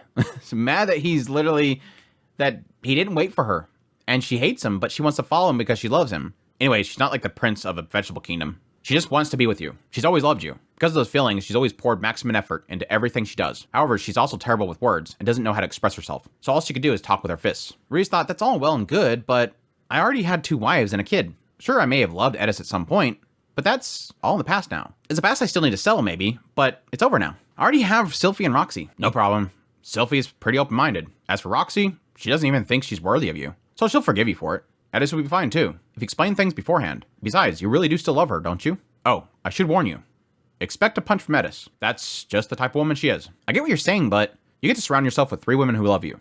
Sounds wonderful. What's wrong with that? Don't tell me you're not man enough. He's pep talking himself. But again, I love this because he technically, the future Rudius technically recognizes everything that I've seen. Rudius, Sylphie's open-minded. Rudius, Roxy doesn't even think she's worthy of you. And I've kind of seen that too. She's always had a self-confidence problems. And yes, you don't understand, you misinterpreted Edis. She's violent. She just doesn't know how to talk. She's not good at communicating. Rejerd even called that. She sucks at talking. She sucks at communicating. Don't talk about it so flippantly, as if it has nothing to do with you. I have no one left, he said. I'm telling you this because you are me. His words carried a strange weight to them. But I still have a responsibility to look after Roxy and Sylphie. If you want to talk about responsibility, you owe Edis some too. She's been doing her utmost for you this entire time. She's just crap at expressing herself. So you haven't realized it yet, but she's never stopped trying for your sake. If you think you owe responsibility to other people, then what about her? And all the effort she put in. Ghislaine will hit you with those words as you stand in front of Edis's corpse. Whew. So essentially at some point, Edis shows up and she's been following around and attacking him. And at some point, probably when he's in danger, she probably jumps in, gets killed. Ghislaine's there and says, she was doing all of this for you. She was trying to get stronger for you. She wanted to stand side by side with you, her husband, her family. She just doesn't know how to communicate. Rudius thought, Edis's corpse? So Edis dies too? Yeah. Protecting me. I think it was when I was challenging Etoff again. That Demon King was more fearsome than I expected. I let my guard down. He spoke as if they were distant memories, his lips curving into a frown. Just how strong am I in the future if I can afford to let my guard down against someone like Etoff? Is this guy really me? It's starting to feel even more suspicious. Yeah, kind of getting that indication that Rudius going to get really powerful, get very confident.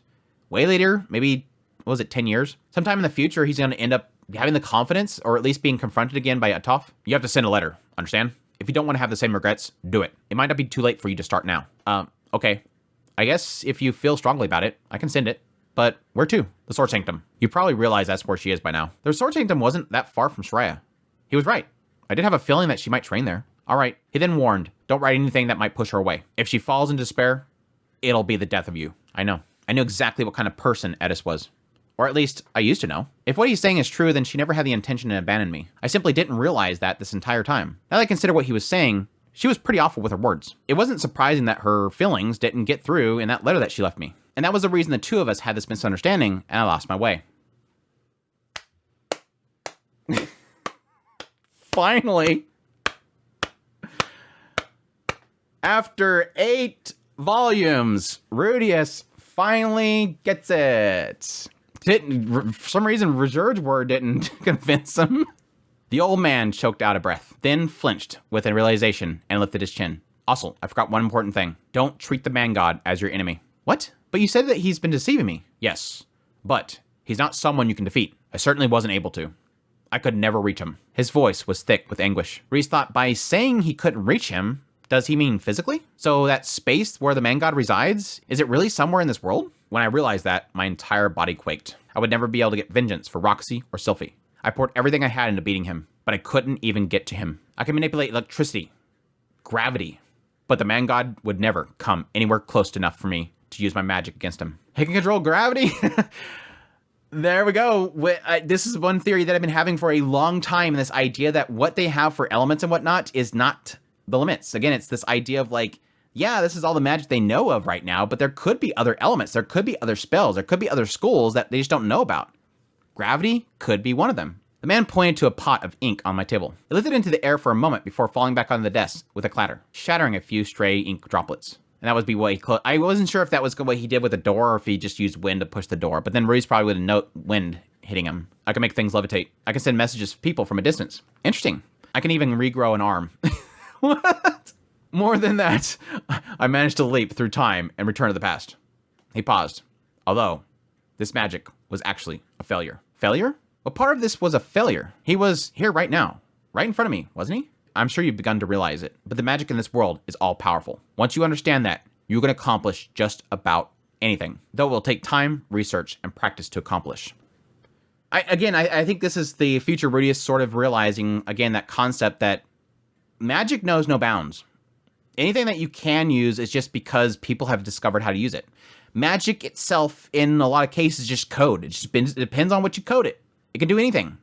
He's kind of confirming it right here. It's all powerful. Magic in this world is all powerful. You can do anything with it. You can make a battle aura. You can strengthen yourself.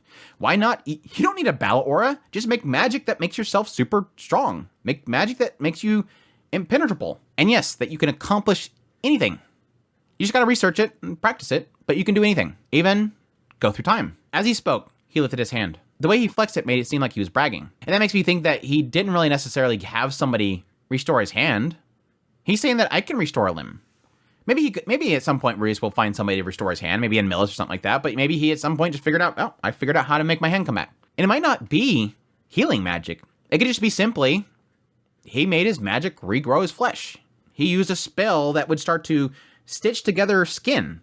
If you can make a figurine with earth magic, why not make, like, when he makes a figurine, he's basically building earth magic, and it's building it step by step.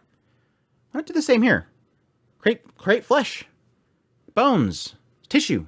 As he spoke, he lifted his left hand. The way he flexed it made it seem like he was bragging, but his face had gone past the point of deathly pale and was now completely white. The circles beneath his eyes were darkening, and his lips were turning blue. But none of this power has any meaning. It was all too late. By the time I was strong enough, the people I wanted to protect were all gone. Again, this goes back to what I've been saying for the last few Mushoku Mondays. Rudius, stop waiting. Stop saying enough. Stop saying, I have enough. Stop saying, I have enough power. Your future self is literally saying, I did that too. And it's all gone now. Now I'm doing it, but it's too late. They're all dead. But it makes you wonder if he had the ability to go back in time. Why didn't he go back to go just be with Roxy and Sylphie and all them? Why didn't he make a power to make himself young and just go back in time? Unless again, he's still technically working on it. And I'm already kind of wondering right now if he's dead and he used magic to time travel and he just restored his body temporarily, or if time traveling is literally killing him. Like he's traveled back in time and it's not finished. Like his time traveling spell is incomplete and the side effect is that it's killing him right now. There was a small glint in his eyes, but the power had already fled them. His breathing was erratic and raspy. Do you understand what I've said? I'll tell you one more time. I hate the man god, but I also can't triumph against him. There's no way to beat him. I could not find a way to reach him by myself. The things I required to get to him didn't exist while I was alive. The things I required to get to him didn't exist while I was alive. So don't try to fight him. I have no idea what he's after. But even if you have to act like his little toady, do it. Don't oppose him. Let him do as he likes. Then, while all the people you love are still alive. Just don't do things that will get them killed, because he's literally trying to lead you into getting Roxy killed. How do you act like you're his little toady, but then still know what to agree with and not agree with? That's the trouble. All the strength fled from his hand, and it fell limp. He lifted his chin, his gaze wandering to the ceiling. There are 3 things you have to do. Consult Nanahoshi, write Edis a letter, and doubt the man god without opposing him. That's all. And don't go in the freaking basement. Don't go in the basement. I didn't respond to him. It was all so sudden that I didn't have anything to say. One thing was clear. He was desperately trying to tell me something. Can't you give me a more concrete advice than that? Advice, huh? Ah, this brings back memories. That's right. I used to be a slacker when I was your age. Well, you know, I would love to give you more details and tell you as much as I can. But my time is up. You keep saying that your time is up. What's with that? Are you in a hurry to catch the midnight anime special or something? No. I mean, it's over. And while we're on the topic, don't rely on others. If you remember when you first came to this world, you didn't rely on anyone. He gazed at me, the same emotion in his eyes, as if he were looking at his grandchild. Now that he mentions it, I have been leaning on other people a lot recently. Yeah, technically, all right, let's go in there tough. I'll just use Zenoba as a human shield. No, you probably should have figured out a way to protect yourself. Because then what happens when Zenoba was knocked out? You had nothing. And it sucks to think that way. It honestly does suck to think that way, but you're compensating with you're not getting stronger because you're relying on people. It doesn't mean that you can't rely on people, but you should strengthen yourself up in case they're not there. Or in case relying on them could mean their death. Also, with me coming here, your future should have been already changed. The things I say now might not come to pass anymore, but me traveling back to the past won't change the history I lived through. In the next instant, his focus faded from his eyes. Both of his arms hung limp, And he threw his chin up, painfully gasping for air. Then why would you go back? This is one of those weird oddities. It's like, yes, technically him being here, I immediately start thinking of the idea of, well, why is he here then?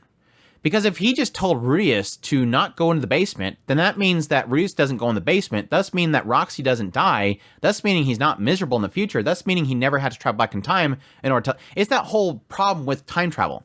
The only way to make time travel make sense is to do the parallel option here. When you go back in time, you're going to another timeline, and you're fixing that one, but yours doesn't come... But when you go back, it's not changed because it all remains. But if you think in that mindset, then what's the purpose of even going? You're just helping a random Rudius in a parallel. You're creating another timeline. What's the point? It doesn't make any sense. You will lead a life that's different from mine. You'll succeed and fail, just like you always have. You'll reflect on your mistakes and regret them too. The old man stirred, and the movement caused him to fall out of the chair. Hey, are you okay? I rushed to his side and pulled him into my arms, only to shudder in horror. As muscular and tough as he looked on the outside, he was unbelievably light. He probably didn't even weigh 40 kilograms. The heck? What's wrong with his body? Don't for a second believe that me coming here from the future means you can rectify your mistakes the same way. This magic was a mistake. There's no such thing as being able to redo your life. Maybe he thought there was a possibility that he could travel back in time in his own timeline. Maybe when he was talking to Rudius and nothing was fixing for himself, maybe he realized it was a failure. He said it was a failure, and I think it's Bailey because, again, I think that's probably why he thinks it's a failure. He realizes this is a different timeline. Whatever, we'll just tell him, and I'll die. But again, he says he's technically already dead. His lifeless eyes swam from side to side as he slipped a trembling hand inside of his robe. Use this diary as a guide. He's got his diary in the future. He's going to give it to him. I use this diary as a guide for what dates to return to, and I brought it with me. I've written all my experiences in it. Please, do what you can to make sure you don't regret. Don't let that bastard laugh at you like he did me. Don't listen to the man god or you will regret it.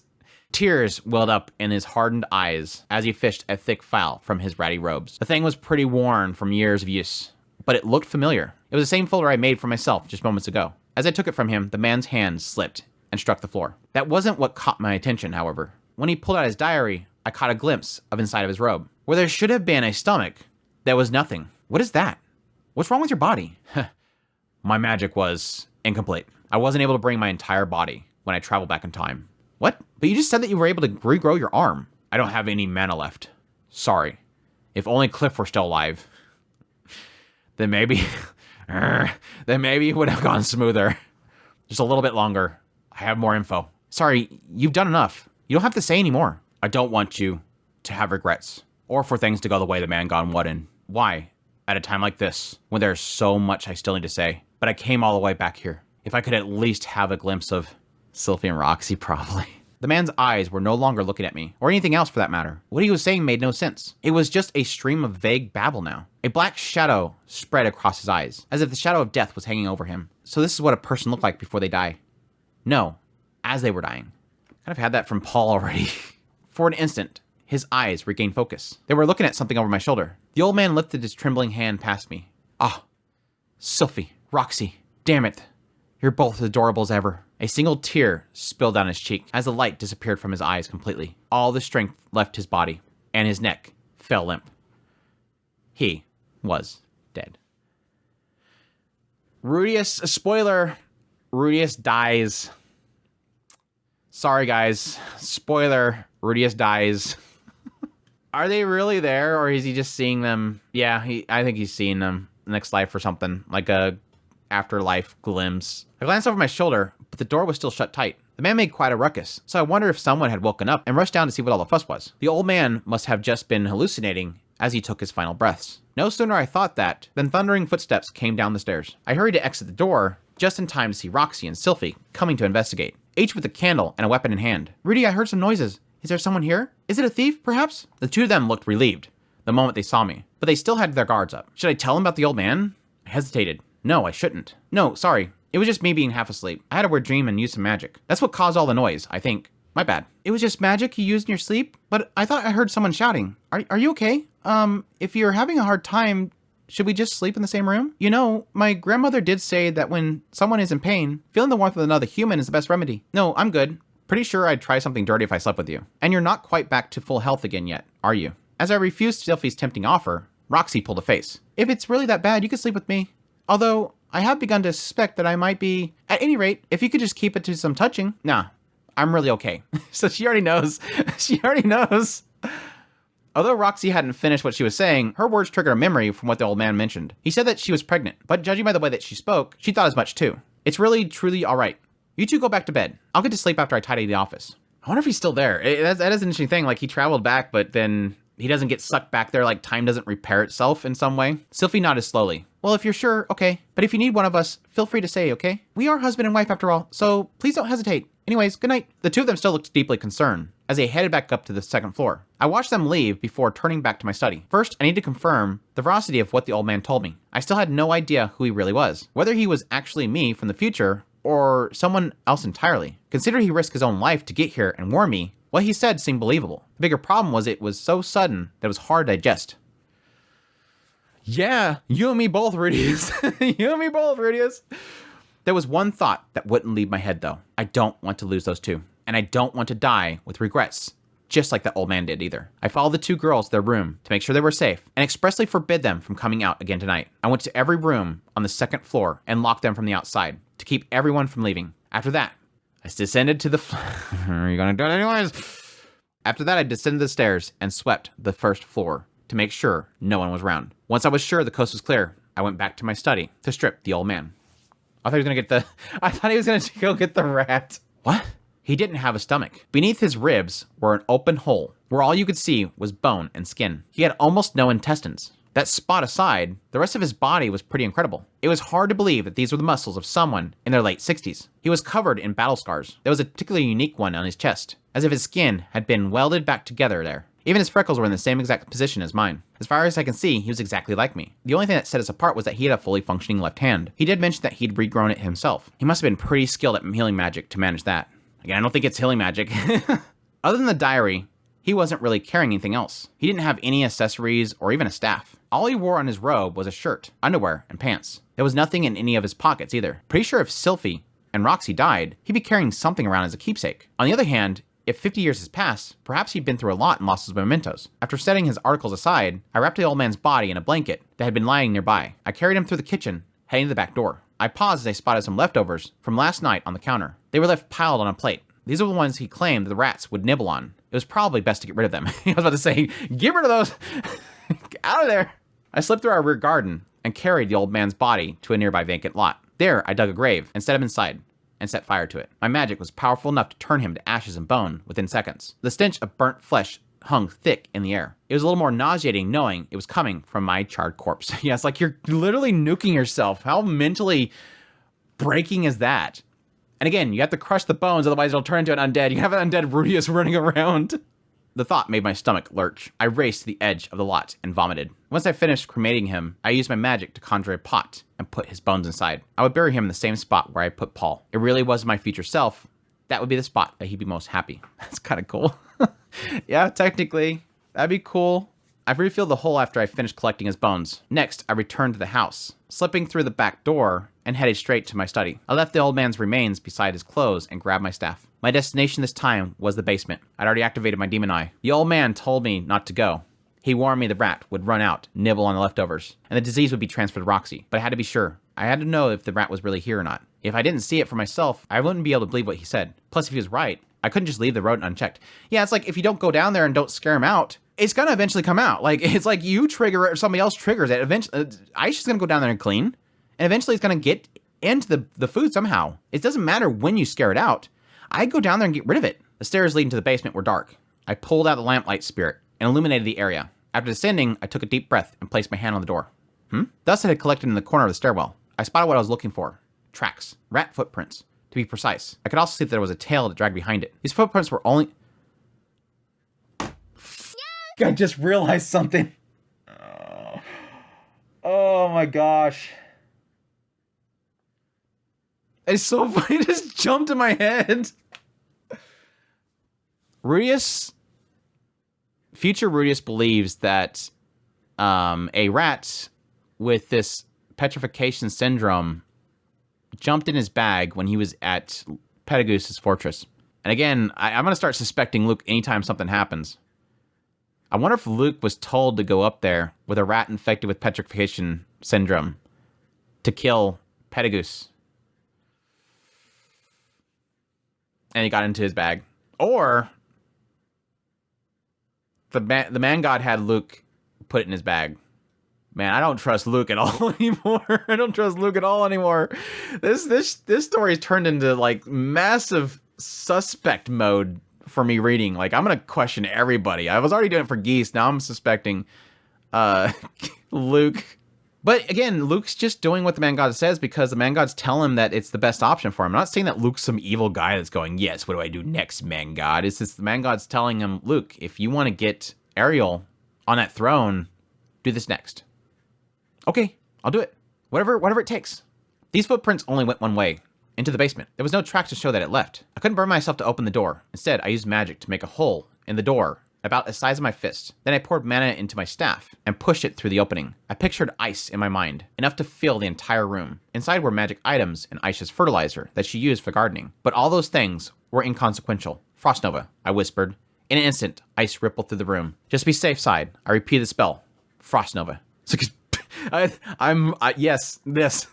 Just nuke the inside of there. That's what I was saying, like, get everybody out of the house and just nuke the house. A chill from my staff enveloped every nook and cranny of the basement. I sent my lamplight spirit through the hole and looked in to make sure that the entire room was iced over. Finally, I opened the frozen door, stepping inside and immediately closing it behind me. I found the rat instantly. It was dead, frozen solid as it stood near the hidden door that led to my personal shrine. The creature's mouth was half open, purple teeth peeking out. They really did look like magic stones. Confirmation. I did a thorough sweep of the area to make sure there wasn't a second one that had snuck in. Once I was certain it was safe, I created a box with earth magic, used 2 sticks to safely pick up the rat's corpse and place it inside. And then I sealed it so that no one would inadvertently open it. Would it be best to burn this thing and get rid of it? Or maybe send it to the Magician's Guild to study? The latter seemed to be the best option. If I reported what I had heard from the old man about the petrification syndrome when I handed over the rat's body over to the guild, they could check the veracity of its claims. Although I had no idea whether they could extract the pathogen from a frozen corpse. I locked the basement door behind me and sealed the hole I'd made. The old man said the disease didn't have airborne transmission and wasn't very contagious, but it would better be safe than sorry. Yeah, protect Roxy and the baby. I returned to my study. I was fully awake after all that, so I wouldn't be getting shut out anytime soon. Yeah, I'd be reading that damn book. I'd be, like, first priority is to protect Roxy, second priority to read that, third priority to write the letter to Edis, because I think reading the book is best first, because it might give you some sort of insight into Roxy, and possibly make it easier for you to write what you need to say. So what should I do first? Or rather, what is it I can do right now? Should I read this weather diary the old man had brought with him? Maybe it would warn me about future events. Although, he also said that history had already been changed. In sci-fi terms, I was already in an alternate timeline, one created by my future self traveling back in time. Even if I had read everything contained within this journal and prepared for it, it was likely that many things that he had faced wouldn't come to pass. Note that. My eyes fixed on the ink bottle and the black stain that left behind on the desk. Burn marks also remained where the old man had concentrated his mana into his fist and slammed it down. Seeing it triggered the memories that he told me. There are 3 things that you have to do. There was one thing on this list that I could do right now. I sat down, took out a piece of paper, and grabbed my pen. First, I wrote Edis a letter. She was my first partner in bed, and someone I had once loved before. She disappeared out of nowhere. I still had complex feelings about her. What should I even write? I wondered as I set my pen to paper. That is the final chapter of the volume itself. Woof. Woof. So much stuff in there. Holy crap. Where do I begin? Where do I even begin? Turning point 4. Quite the massive turning point. Yeah, I have to say that yes, as per usual, this whole situation spelled out a lot of things. At least his older self spelled out a lot of things that he was able to say while he was still living, because obviously failure of a teleportation or transportation or time travel and literally killed him. Which again kind of goes back to my whole thing about why would he bother doing this if he knew he was going to die? Well, he didn't know that he was going to die. He could have possibly like, okay, I think it's right. Let's try it out. No, it was a failure. But the problem is that the failure leads to death because what are you gonna do? You can't undo it. You already did it. Your insides are missing. It's obvious that wherever he came from, he had nothing left. Everything was a failure. I couldn't beat the one person that I'm mad at, which is the man god. He probably lost all purpose to living, and so he decided to go back. Maybe he just wanted to see Roxy and Sylphie one last time, and figured while I'm at it, I'll help out this other self. Because again, it's not going to affect his life. They've already establishing this idea of parallel universe. He traveled back in time. He's in a different alternate universe, so it's not going to help him. So might as well give him some insight. It's odd that he chose to tell Rudeus all this without going to see Roxy and Sylphie. But again, it gives that indication that he, maybe in his dying delusions and his pain and his drifting away, he'd at least seen them. It's kind of sad they didn't pop up, but then Rudeus would have a lot to explain. But yes, I do technically hate this kind of stuff. I hate time stuff like this, especially for something that I'm really loving. It's just like the whole mural thing. I don't like this idea of seeing some sort of predestination. I see what's coming ahead, and thus it can't be changed, but then it ends up being changed, that kind of stuff. It's a fake out of what is to come. But again, since they kind of established that separate timelines, it does kind of save it a bit. Plus the fact that I trust Refugin, just like with the murals. I don't like it in stories, but that's typically because those stories do terrible things with them. Whereas this one, I kind of trust Refugin's going to do something good with it. But yeah, it's the fact that it's the fact that he came there, it's already changed everything already. Does kind of give it some positive. I mean, technically Roxy, hopefully, is not going to die. And so they've kind of got that out of the way. But what it does still do is creates a lot of suspicion. It creates a lot of insight into things that are still technically happening. Like, for instance, Luke. He now knows that Luke is doing what the man god wants him to. And again, I don't necessarily, I want to say screw you, Luke, but at the same time, I do understand that Luke's going to be the same position, possibly the same position as Rudeus. He's not going back there and going, all right, man god, what do I do next? It's probably just like Rudeus. The man god's telling him, oh, you want to help Ariel? Do this. That'll help Ariel. And so he's believing him. So he's probably in the same position that Rudeus is in. The additional, of course, is the fact that it's painting a big, massive question mark on Man God. We're now officially, his future self is saying, he fooled me. I played right into his hand. Don't do the same thing. But don't fight back. Don't push him away. But don't trust him. He is the last boss. Additionally, another significant thing here is that he's essentially telling Rudeus, stop being lazy. Oh yeah, that's right. You're my old self. My lazy old self. Stop being lazy. Again, every time Rudeus does this, he runs into something difficult, then he turns around and goes, oh my gosh, this was terrible. I need to get stronger. And then like 2 chapters later, I'm strong enough. Stop being lazy. Keep getting stronger. Because you're going to face stuff like this. You got to prepare for everything. It's like, it almost makes you want to desire to be prepared for anything, which is technically a bad thing. But, yeah, technically still go and find the cure for this petrification syndrome, because damn, it was that easy. You could have easily lost somebody. And since you like making babies so much, this is going to be a constant threat for you. But yeah, crazy. But you know, it honestly really does paint a massive picture on Rudeus as this idea that the mortality of the loved ones that you have. Don't get comfortable. We now know, at least from a perspective of him 50 years later, all who dies. Roxy, Sylphie, Nanahoshi, Cliff. At least those 4, his future self confirmed, dies. And yes, it sucks that he's confirming that Nanahoshi doesn't make it, which I'll get into in a minute.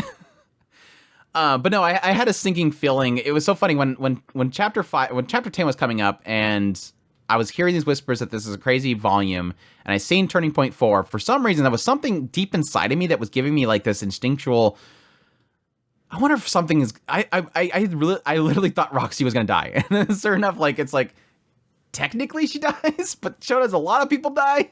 Sylphie dies, Cliff dies, Nanahoshi dies, so not wrong, but at least not yet, please. not ever.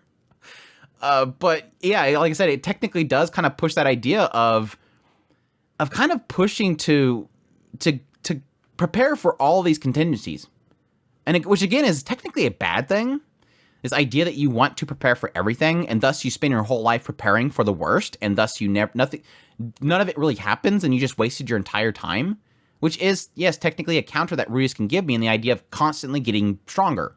Just like a body guy, he said, you're just seeking out to get stronger, and in the end, you'll find out that it's not worth it. Focus on what's now. Have fun. Party. Enjoy what's around you.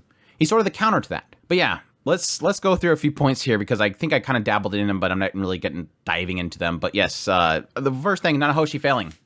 She's apparently, at least in the other timeline, she is going to fail. At that point, she is going to, what they're kind of implying in her own life. Which is interesting, because I think of everything he pointed out, the fact that, yes, technically him coming there, he's not going to face those tragedies because those things change. Nanahoshi is one case where I don't know that it can necessarily change. Unless the loss of Roxy means that he stops. It's a butterfly effect. Everything starts from Roxy. Because Roxy dies, Sylphie will be depressed. She'll go off with Ariel alone, and she'll die. Because Roxy dies, Rudeus gets depressed. Doesn't help Nanahoshi anymore, and thus she fails. So maybe the fact that Roxy doesn't die and Rudeus doesn't become depressed and he still aids Nanahoshi, she will succeed. But he does mention the idea that when she failed, he tried to console her, and then she still ended up ending her own life. Which makes me believe that, yes, at some point he's still going to help her. Maybe when he recovers, he helps her. Maybe after losing Roxy and Sylphie, he becomes a little bit more focused on helping Nanahoshi and she fails still. But it still kind of implies this idea that no matter what, she's going to fail. Unless Rudeus finds something that his older self did not. Maybe knowing this, he will try harder to help her. Also noting the idea that Cliff apparently is missing or dead later on. Maybe Cliff not being at her side to help her out is another thing. But that would kind of imply this idea of much later. Which makes me believe that I wonder if Rudeus going forward is going to possibly trying to talk Nanahoshi into giving up on it. Curious about that. I wonder if he's going to tell her, you're going to fail, give up on it. Or at least try to persuade her to enjoy things in this world and find ways of protecting herself that doesn't require her going home. Stay here. Here's a ring that I found that will protect you from mana. Here's this thing that will keep you safe from diseases. Finding ways that helps her stay here. I'm curious about that. Yes. Like the fact that he finally has somebody himself that tells him what he's been missing.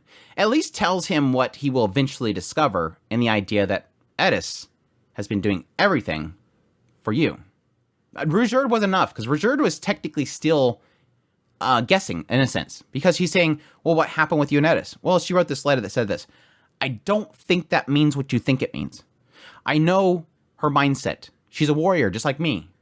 I know that that's probably not what she's meaning. You're probably taking that incorrectly. It doesn't undo what Rudeus has suffered. But again, like I've mentioned before, I kind of equate what Rudeus has suffered is partly his own fault. Because he took her words incorrectly. He is insecure. He went down a bad route. It's like I'm talking about with the whole thing with Sylphie and the fact that she, basically teased him about Nanahoshi. She's not meaning ill will. Sylphie's not meaning ill will. But Rudeus, being a very insecure and very fragile person, takes it that depth. Just like with Edis. She didn't mean ill by writing that letter. She just sucks at talking, and she wrote that to say, I need to go get stronger. We're not well balanced. Didn't say that, it said we're not well balanced. But either way, Rudeus took that incorrectly, and Rudeus was inflicted by it. This is his future self saying, man up, accept her, don't push her away. I never figured that out until she was dead. Don't have that regret. I've seen all these regrets. Let me give you a little clarity. That's what this whole thing really feels like it is. Let me give you this clarity. Well, yeah, let me explain the fact that, yes, the magic in this world is all powerful. It can do anything. You can regrow your arm. You can control gravity. Focus on that. Don't worry so much about the fact that you don't have a battle aura. Make yourself strong. Make yourself impenetrable with magic. You can do anything. It opens up so many realms. Yes, Vanguard and Luke. Those are some massive, massive reveals. Which is nice, because I like the fact that I was going through that whole man god situation. I'm going, no, he's lying. He's a lying jerk. He's absolutely bullshitting you. And I'm glad that it kind of got that confirmed through the future Rudeus. His idea, yes. Now again, he says he never lied as far as we know. based on what he thinks. It's not like the man god said, yeah, every single time I was telling you the truth, but I kind of manipulated you in a way to go in the direction I want. And I was feeling that way when he was talking about Luke and everything, or not Luke, Paul and everything. And this idea that, yes, technically he could be telling the truth, that yes, there is this foresight that he's seen that this all played out. Or he could just be saying that to go, you chose your own route, I let you, and yeah, you regretted it. Want to listen to me now? That's what he was doing right here. He's setting Rudeus up, which is so pivotal that the future self appeared now. Because right here, in that last visit with the man god, Rudeus chose, I will listen to what he says. And he had to stop him. Well, plus it's the fact that Roxy gets sick after this point, and he needed to stop him at that point too. This is the first time man god did something that ultimately led to him and his downfall. I think one of the more interesting elements that's going to come from this whole situation is, what does Rudeus do the next time he runs the man god? And watch, this will be the one time that it happens again quickly rather than 2 to 3 years. But yes, technically, older Rudeus told him specifically, don't oppose him. I couldn't beat him. I hate him. Don't listen to him, but don't oppose him. So it's kind of implies this idea that, yeah, go there. He's going to tell you to do some stuff. Figure it out yourself and choose whether or not you do it or not, or choose a better path than what he's going to tell you, because obviously he's going to fool you like he fooled me and led me down this road to nothing but sadness, regret, pain, suffering, death of everyone around me, all for his plans. How does Rudeus react the next time he goes in there? That's the big question mark. Because again, he's going to go in there and go, oh yeah, hey, man god, so what do you need? Like, I don't even feel like he's going to want to talk to him. He got so casual this last time, and it almost feels like he's going to be literally like, yeah, just tell me what you want. Okay, cool, yeah, bye. What's the matter? Why are you not wanting to talk to me? I know that the man god's probably going to pick up on it very quickly. But it's like, for me personally, yes, it's like you literally see yourself in the future destroyed by this person. And there's a fear there because this future self that seems like he's got himself together spent his whole life trying to defeat this guy. He didn't. So I can't defeat him. But in the end, the thing for me personally, and I imagine Rudeus feels the same way because he loves Roxy, is literally just now, the man god told you to go down, scare this rat out, so that your wife, Roxy, dies. That you'll become depressed, and then your wife, Sylphie, dies. And then you're depressed, and then you maybe don't help, and eventually see the death of Nanahoshi, everybody else around you. How do you have a conversation with somebody that literally just tried to get you to kill your wife? Now, fully acknowledge the idea that he's going down there to scare the rat out. The rat gets into something, and then Roxy eventually eats it. Eventually, this rat's going to get out anyways, and eventually infect Roxy. I don't think him going down there is going to be the end-all, be-all trigger. The rat's going to eventually come out. Maybe it goes somewhere else. Maybe it's just because he comes out then when food is out, the rat gets in it, and that is the whole thing. I need Rudeus to go down there, scare the thing out. It'll hit this thing, and then he's going to want to listen to me over and over again. And I think that's the whole reason that the man god's doing this. I need him to go down there so that he's not shackled. Roxy, Sylphie, they're shackled. He shouldn't have gone to Beggaret because he got with Roxy, and Roxy's going to shackle him. I need him wandering the world, doing whatever I need him to do. What happened last time? I told him to do something, and he chose something different. I need him to listen to me.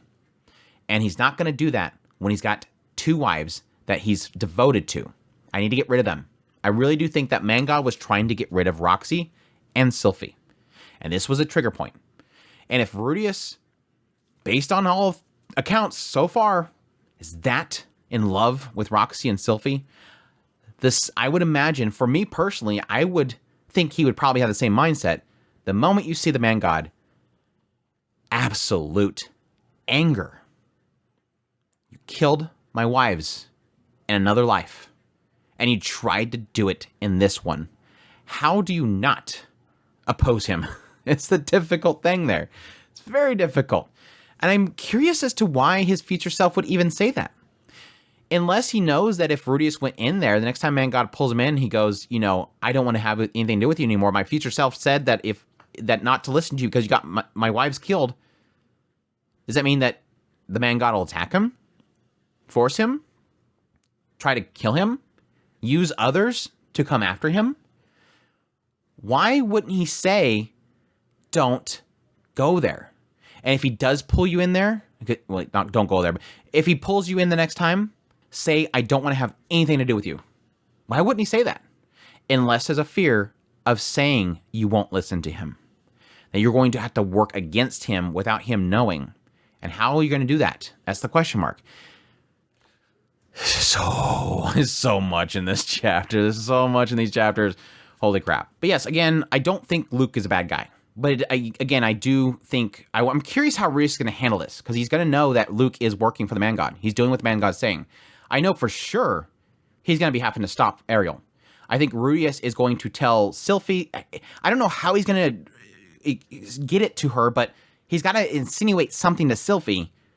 Look, Ariel's going to be called, or Ariel's going to decide to go back. Tell her no.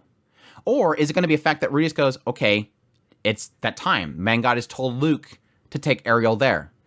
All right, I'll go with her. I'm curious which one of the two is going to be. Is he going to say, well, they failed because I was depressed and Sylphie went without me. But if I go with them, maybe we can do it. But I think what it needs to come down to him saying, no, she will fail if she goes. Don't let her do it. But how is he going to tell her? I had a vision. It doesn't look good. Please don't go. Maybe he's just going to guilt her into not wanting to go, and then Ariel won't leave without her. I'll be curious. Ariel, I think, would go without her. I think she's kind of decided that it's kind of counter because they've kind of done a couple things that are counter to that, and the idea that Sylphie's still working on her side. But they've kind of insinuated this idea that Ariel needs to stand on her own feet without Sylphie. She wants Sylphie to be happy, and Sylphie's happy with Rudius. So yeah, that can go two different ways there. But yes, like I said, it does make me question every single scene that Luke has been in. What did they give Rudius the aphrodisiac, and it will help you in the future. And then he will join Ariel's party.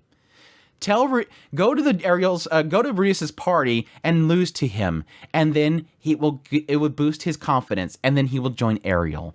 I assume that everything that Man God's been doing with Luke has been on the promise that it will help Ariel. And I think a lot of the interactions and aid that Luke has done to Rudius has been by the Man God's choice. Super interesting. Again, technically, he probably orchestrated somehow for Ariel to come to the university and probably orchestrated Luke to coincide with Rudius coming to the university to fix his ED. That's all been playing into his hand. Yes, super happy that Roxy's preggers. We're going to have a baby Roxy here soon, hopefully. Refugin, please don't hurt me.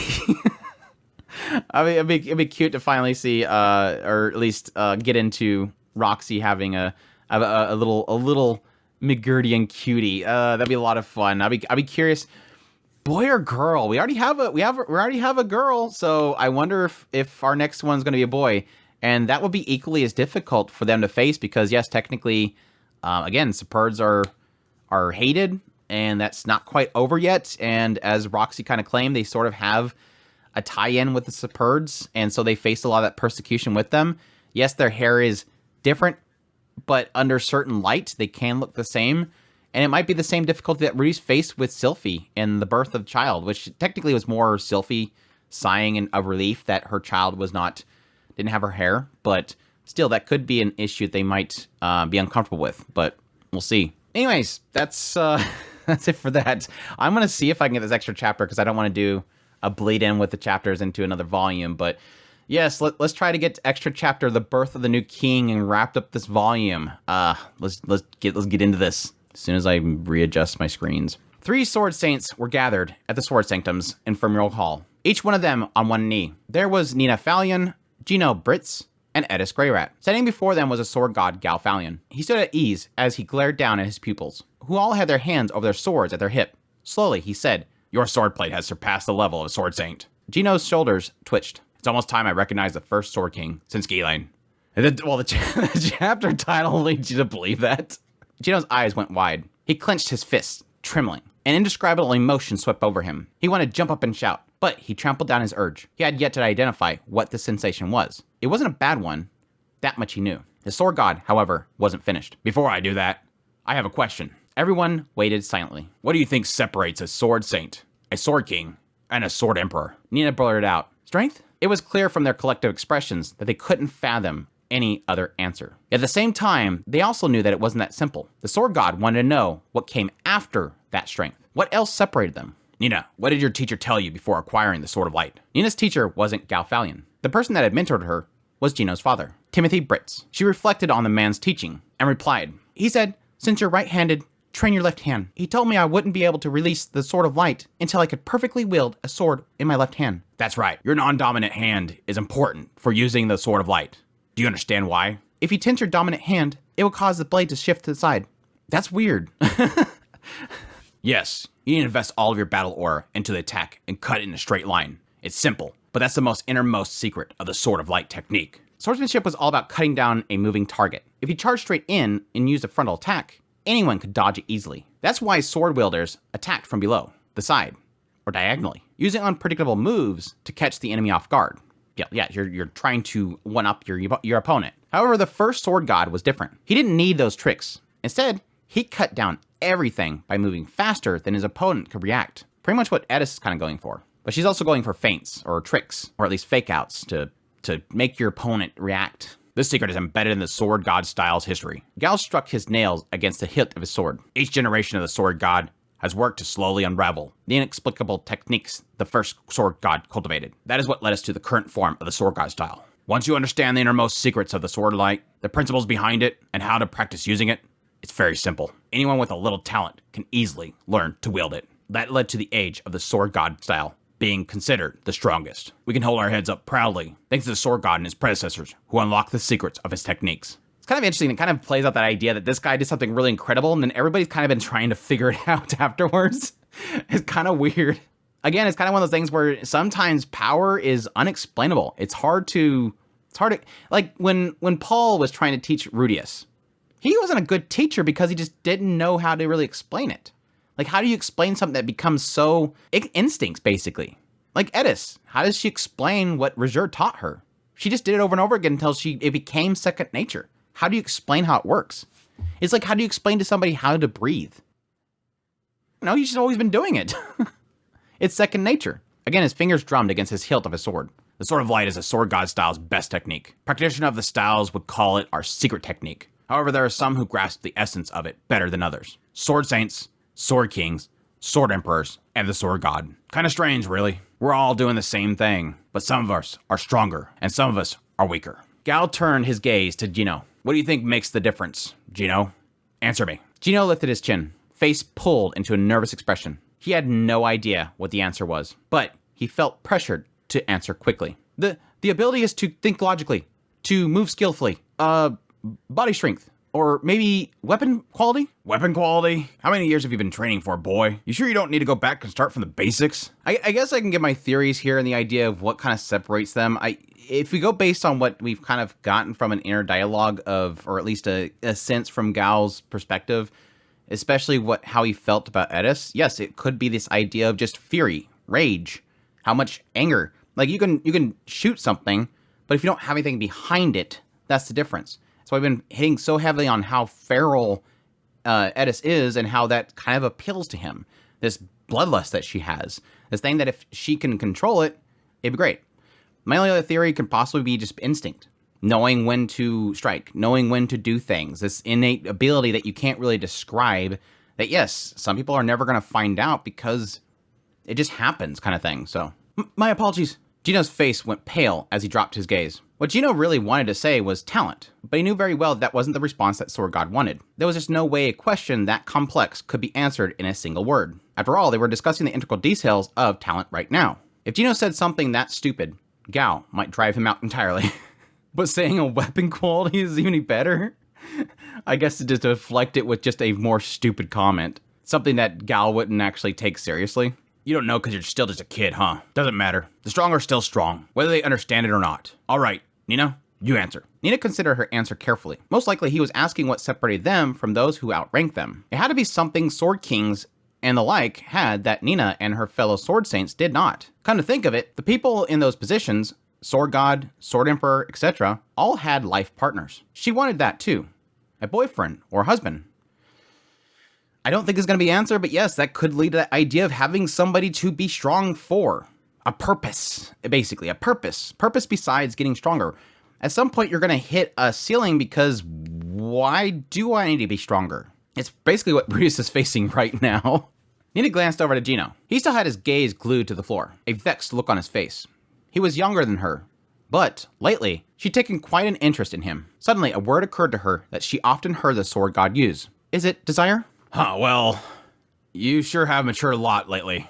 Acting more feminine. Just what I expected from a daughter of mine. He laughed, seeing straight through her. Nina didn't react. She had practiced to make sure that these kind of things wouldn't get under her skin. Desire, well, you're not wrong there. But how long can your own desire endure? It's true.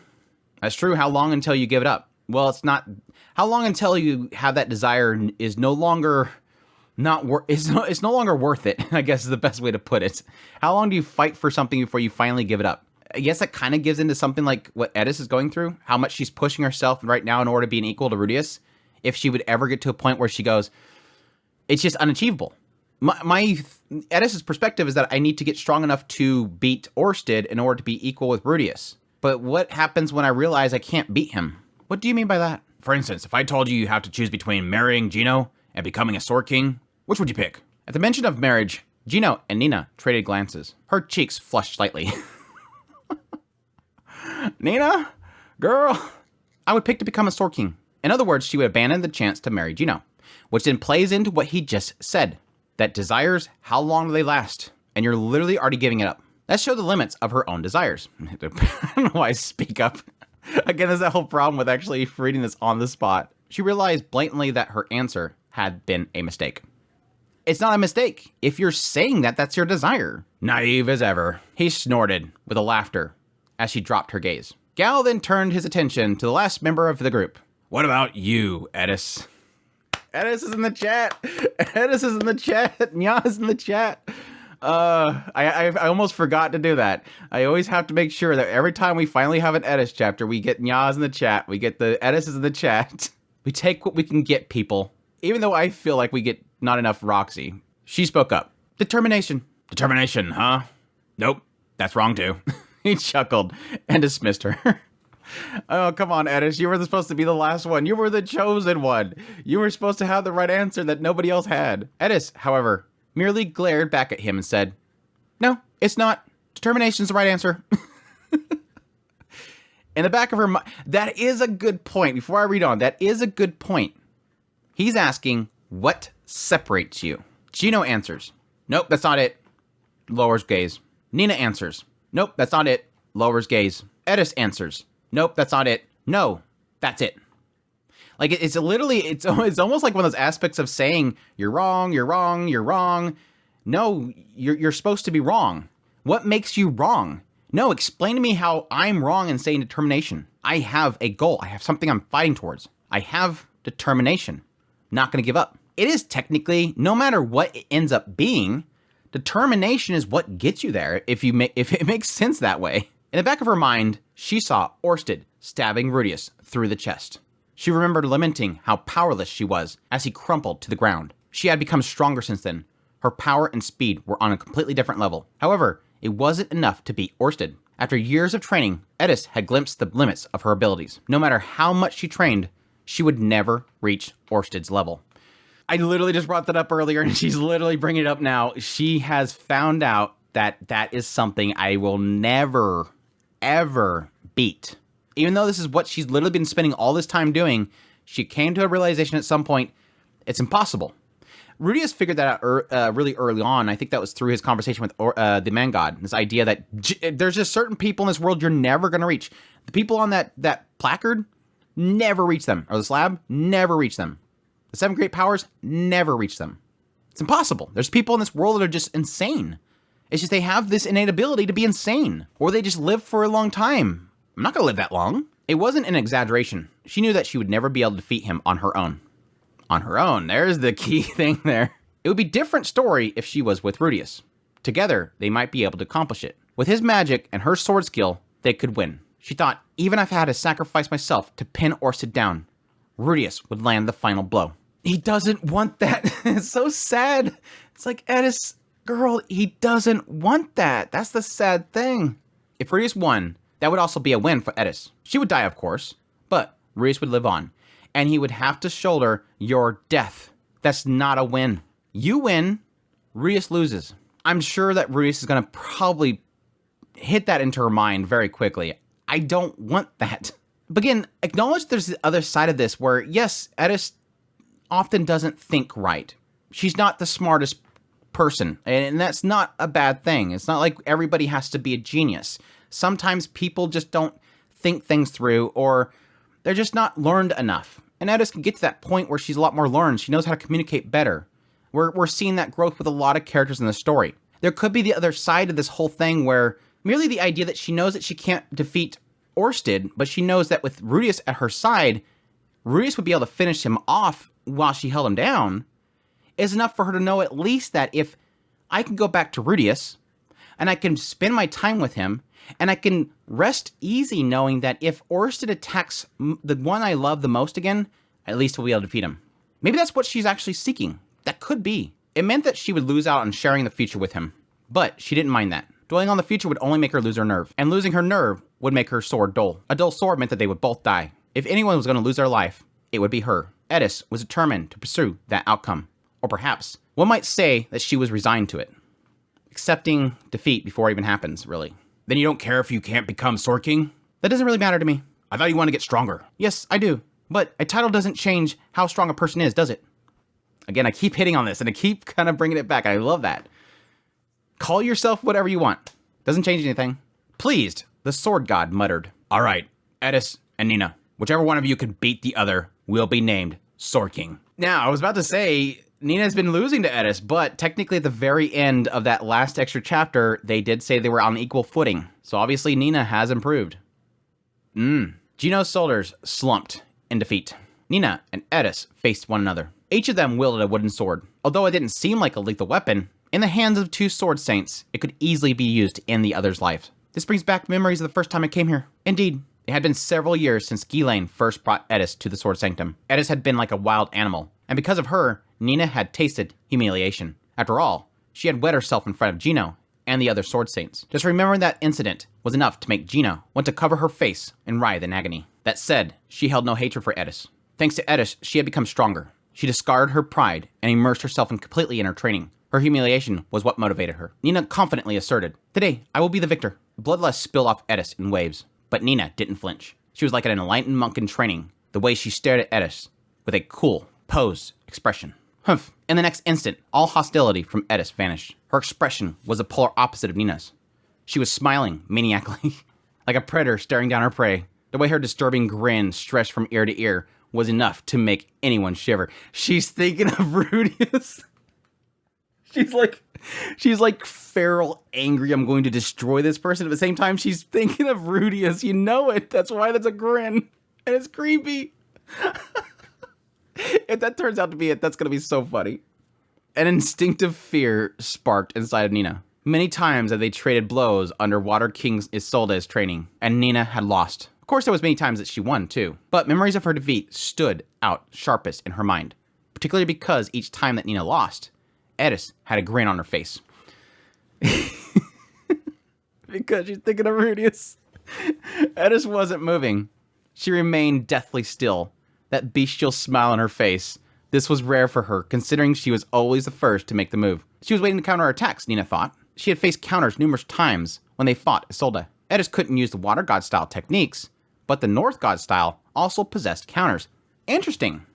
Makes sense technically, but that's very interesting. It's technically about tricks. That was most likely what Eris was aiming for. Silence hung in the air. Eris held her weapon at shoulder level, while Nina held hers above her head. They both stood perfectly still, one step away from another. The two resembled a couple of eerie statues, the way they stared at one another without so much flinching. The stillness was unusual for two students of the Sword God style, which preached that the first to make the move would be the victor. Yeah, that is very true. Their whole point is being speed, attack. Best, like I keep saying, the best defense is a good offense. Go, strike fast. Neither one of them dared move. It was Galfalion who finally breathed a sigh. How long are you two gonna stand there and stare at each other? He's like, get it over with. Those words were the trigger. Nina was the first to move. She took a confident step forward. Footwork she had done some 10,000 times over the course of her training. The way she moved her legs was logical, optimal even. And energy surged into her torso. Nina blended this energy with her battle aura, sending it down her arms and into her blade. Sword of Light. This skill, touted as the fastest of all, rushed towards Edis. That's an interesting way to kind of explain it, this idea of kind of like moving the energy from a battle aura and then flinging it. Which, yes, technically does make sense to the ability itself, that it's going to be based on the battle aura. Nina's technique was impeccable. Anyone who saw it would be amazed, struck speechless by its perfection. But, grah!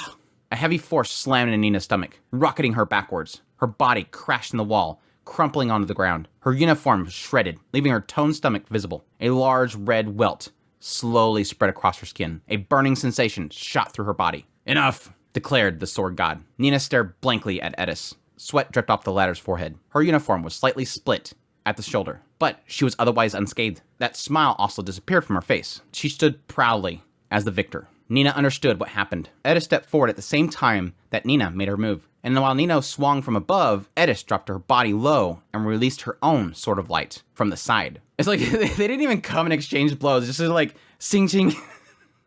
It's like a ranged fighting game style. What Nina didn't understand was why. Her own technique should have landed first. She had made the opening move, and her sword was ever so slightly faster than Edis's. Moreover, she had swung from above, which was the fastest attacking position. Even accounting for some slight miscalculation, her attack should have landed on Edis first. It did, technically. Now, first, I guess, the question mark. But their battle didn't even end in a draw. Why was she slumped against the wall while Edis remained standing? You don't need overwhelming power to beat a person, Edis said quietly. Nina didn't understand. Edis had used a North God-style technique. Ordinarily, Sword of Light was overkill on most opponents. Edis had diverted its power into speed instead. She made it so that her attack was only just as lethal enough to knock down her opponent. This technically makes sense. That's what she's saying. You don't need overwhelming power to beat somebody. Just enough, and she diverted to speed. That's why it made it to her first. Very interesting. It's that, like, last-second decision that she made that overcame Nina. She made her attack so that it was just lethal enough to knock down her opponent, which made her execution that much faster. It wasn't just brute strength, but the distribution of her battle aura.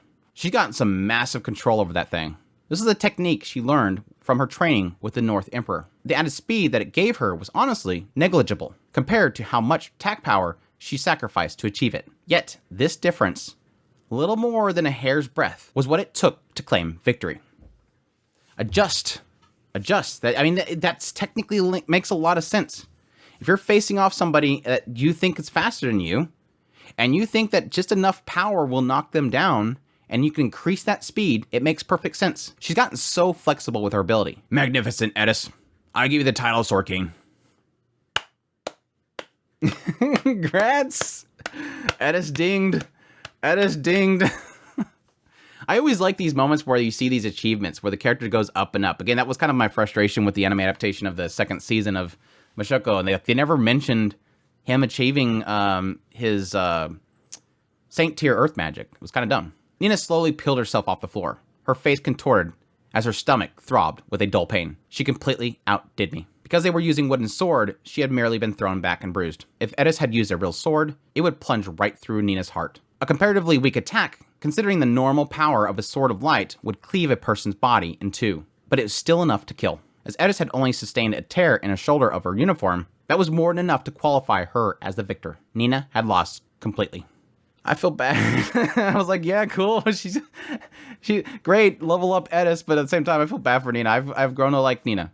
Nina sighed and sat on the floor, stretching her back out. She'd lost this duel in every way. The opening move was hers, and she was still defeated. I lost completely and utterly. It's over. A heavy, oppressive weight settled on her chest. Feeling vexed, Nina? Asked the sword god. Yes. Large tears rolled down her cheeks. You still have room to grow, kid. Buck up. Yes, father. That day, for the first time in a very long time, she called Gal her father rather than her master. Interesting. That is and this sucks because I don't know. you understand just by reading this that this is significant. But at the same time, it's one of those aspects we don't get to see enough of them you don't get to feel what they've been through. We don't have a history of Nina growing up with her father, being the sword god, all that kind of stuff. And so you assume this is a big deal. What I can gather just from this brief experience that we've had with them is that this is an aspect that, yes, she's always treating him as master, master, master. I want to get strong. I want to get strong. I want to get strong. Admiration. But now that she's in this position, she feels like she's lost. I lost to Edis. This is my chance. It's literally one of you gets to be the one. She lost. I lost this opportunity. He was literally going to call me a sword king, and I lost my chance. When will be the next chance? That's the big question mark. And as she's feeling vulnerable and seemingly giving up, that's when she calls out, "Yes, father." She resorted, and she's literally saying you have room to grow, and she's literally being a child by saying father. It's great. The sword god waited quietly for her tears to dry. Edis returned to frowning, crossing her arms over her chest as she stood nearby. What is this scene? Once Nina finished sniffling, Gao turned to Edis and said, "I will give you the title of Sword King, but I have nothing more to teach you. You are a master." What? What? That's not enough? What are you saying? A master, as the name implied, was someone who had achieved complete mastery in the style. No emperor? No god? What? Which I guess makes sense. You've learned everything that our teaching can give you. From beyond this point, you have to gain it yourself. There's no styles or techniques we can teach you. You've learned them. Everything else is you. You can't be taught further than this, basically. Nina and Gino traded looks. The two sword emperors, and even the sword king Ghislaine, had never received the title of master. That was how exclusive such recognition was. Big deal. I wish I'd known that was a big deal, but now apparently we're finding it's a big deal. Again, I think that's an aspect of everybody else in this room, emperors and stuff, can still be taught things. Edis, you cannot be taught anything else. You've been recognized to knowing everything about the style. Grow from there, basically, which is interesting. I can also give you a title of Sword Emperor while I'm at it. But in that case, you will have to battle Ghislaine. If you want to go further and call yourself a sword god, you'll need to kill me. He placed a hand on the hilt of his sword, as if challenging her to the answer. I don't think she wants it. Yeah, my immediate thought when I read the Ghislaine part, I'm like, cool, have her fight Ghislaine. I would love to see the difference between the two of them now. I think what Edis is at right now, she doesn't care. Just teach me how to fight. I don't care about having titles. When have we ever got the consideration that she cares about titles? I think she's gonna say no. Edis shook her head. The title of sword god doesn't matter to me. Figured you say that. Well then, what are you gonna do now? First, I'll return to my family. She doesn't have to wait for her letter. She's gonna go. Dang it, does that mean she's gonna miss the letter? Oh, she's gonna miss the letter, isn't she? Damn it. She's gonna miss the letter. Oh, I like that she says family, though. As the sword god gazed into her eyes, he was struck down by how bright they were. Edis had always carried a sense of loss with her. If she continued her quest to become stronger and didn't lose her sight to her original objective, perhaps she could actually bring down the invincible Orsted. Again, determination.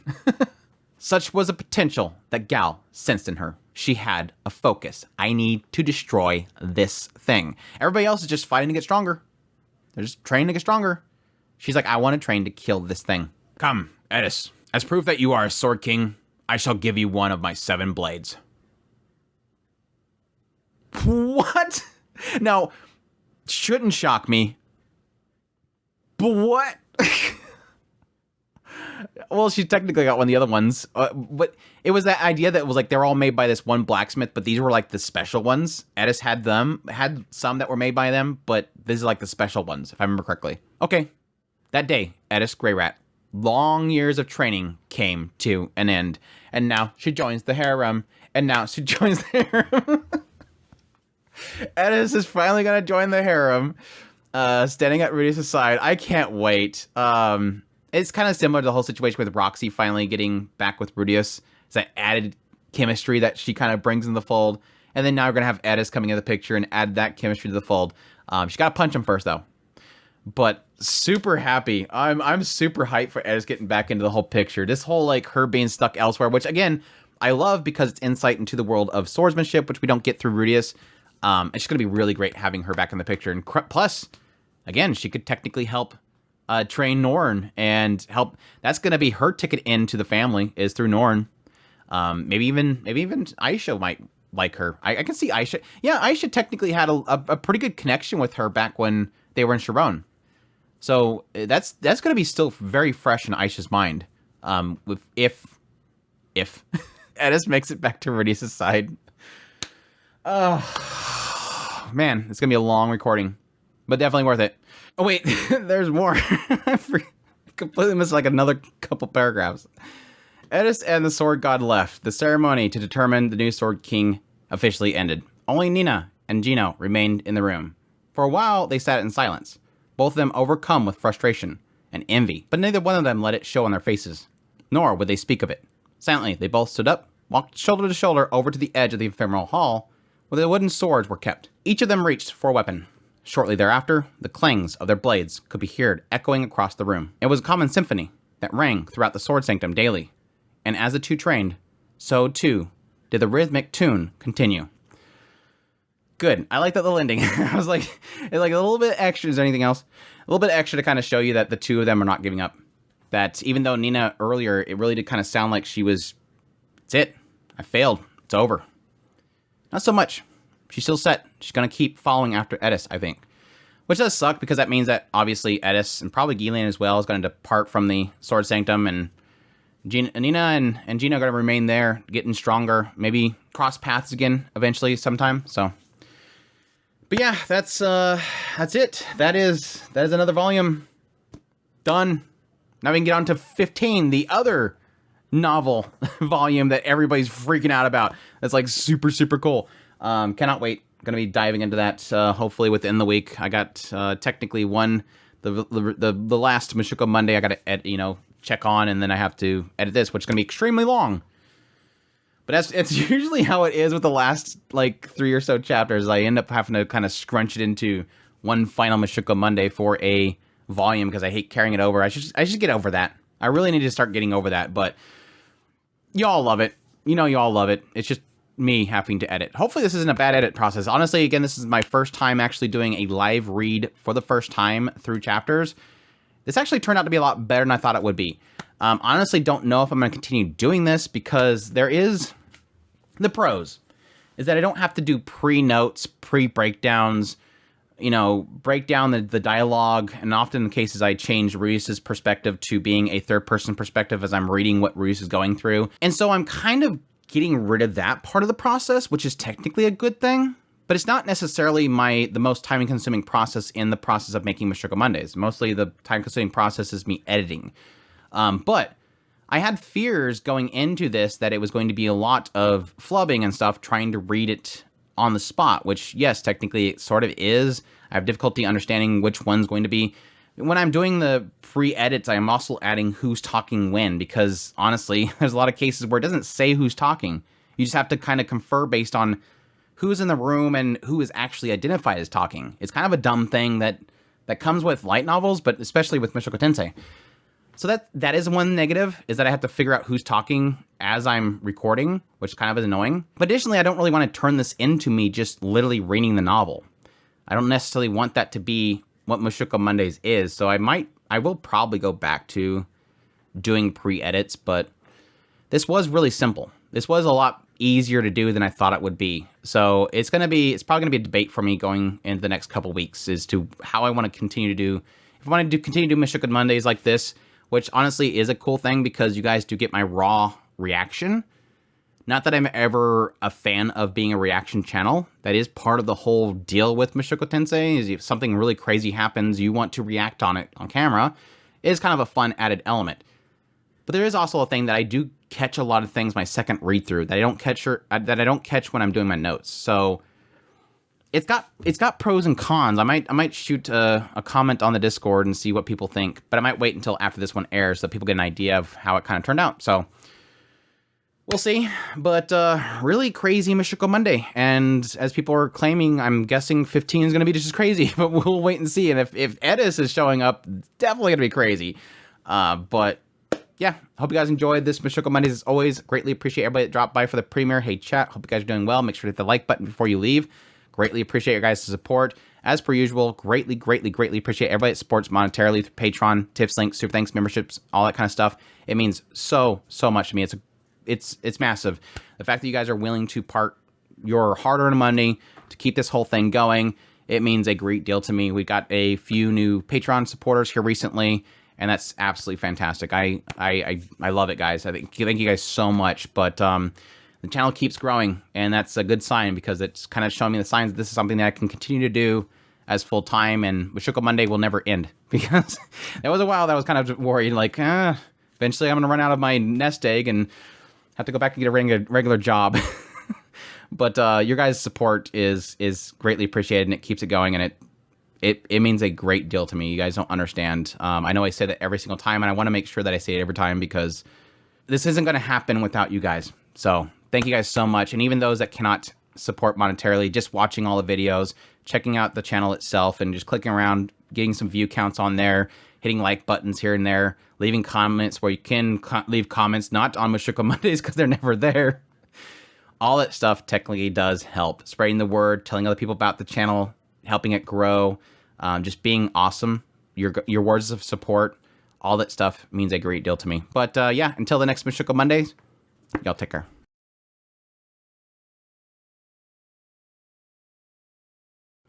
He slipped his pants. He slipped his hands. I should have never asked him what would happen if I didn't go to the bed right. Wonder what it is this time. I wonder what it is this time around. Even if our relationship had been a give and take, you sure are an optimist. You sure are an optimistic. You sure are optimistic. It makes me feel pretty.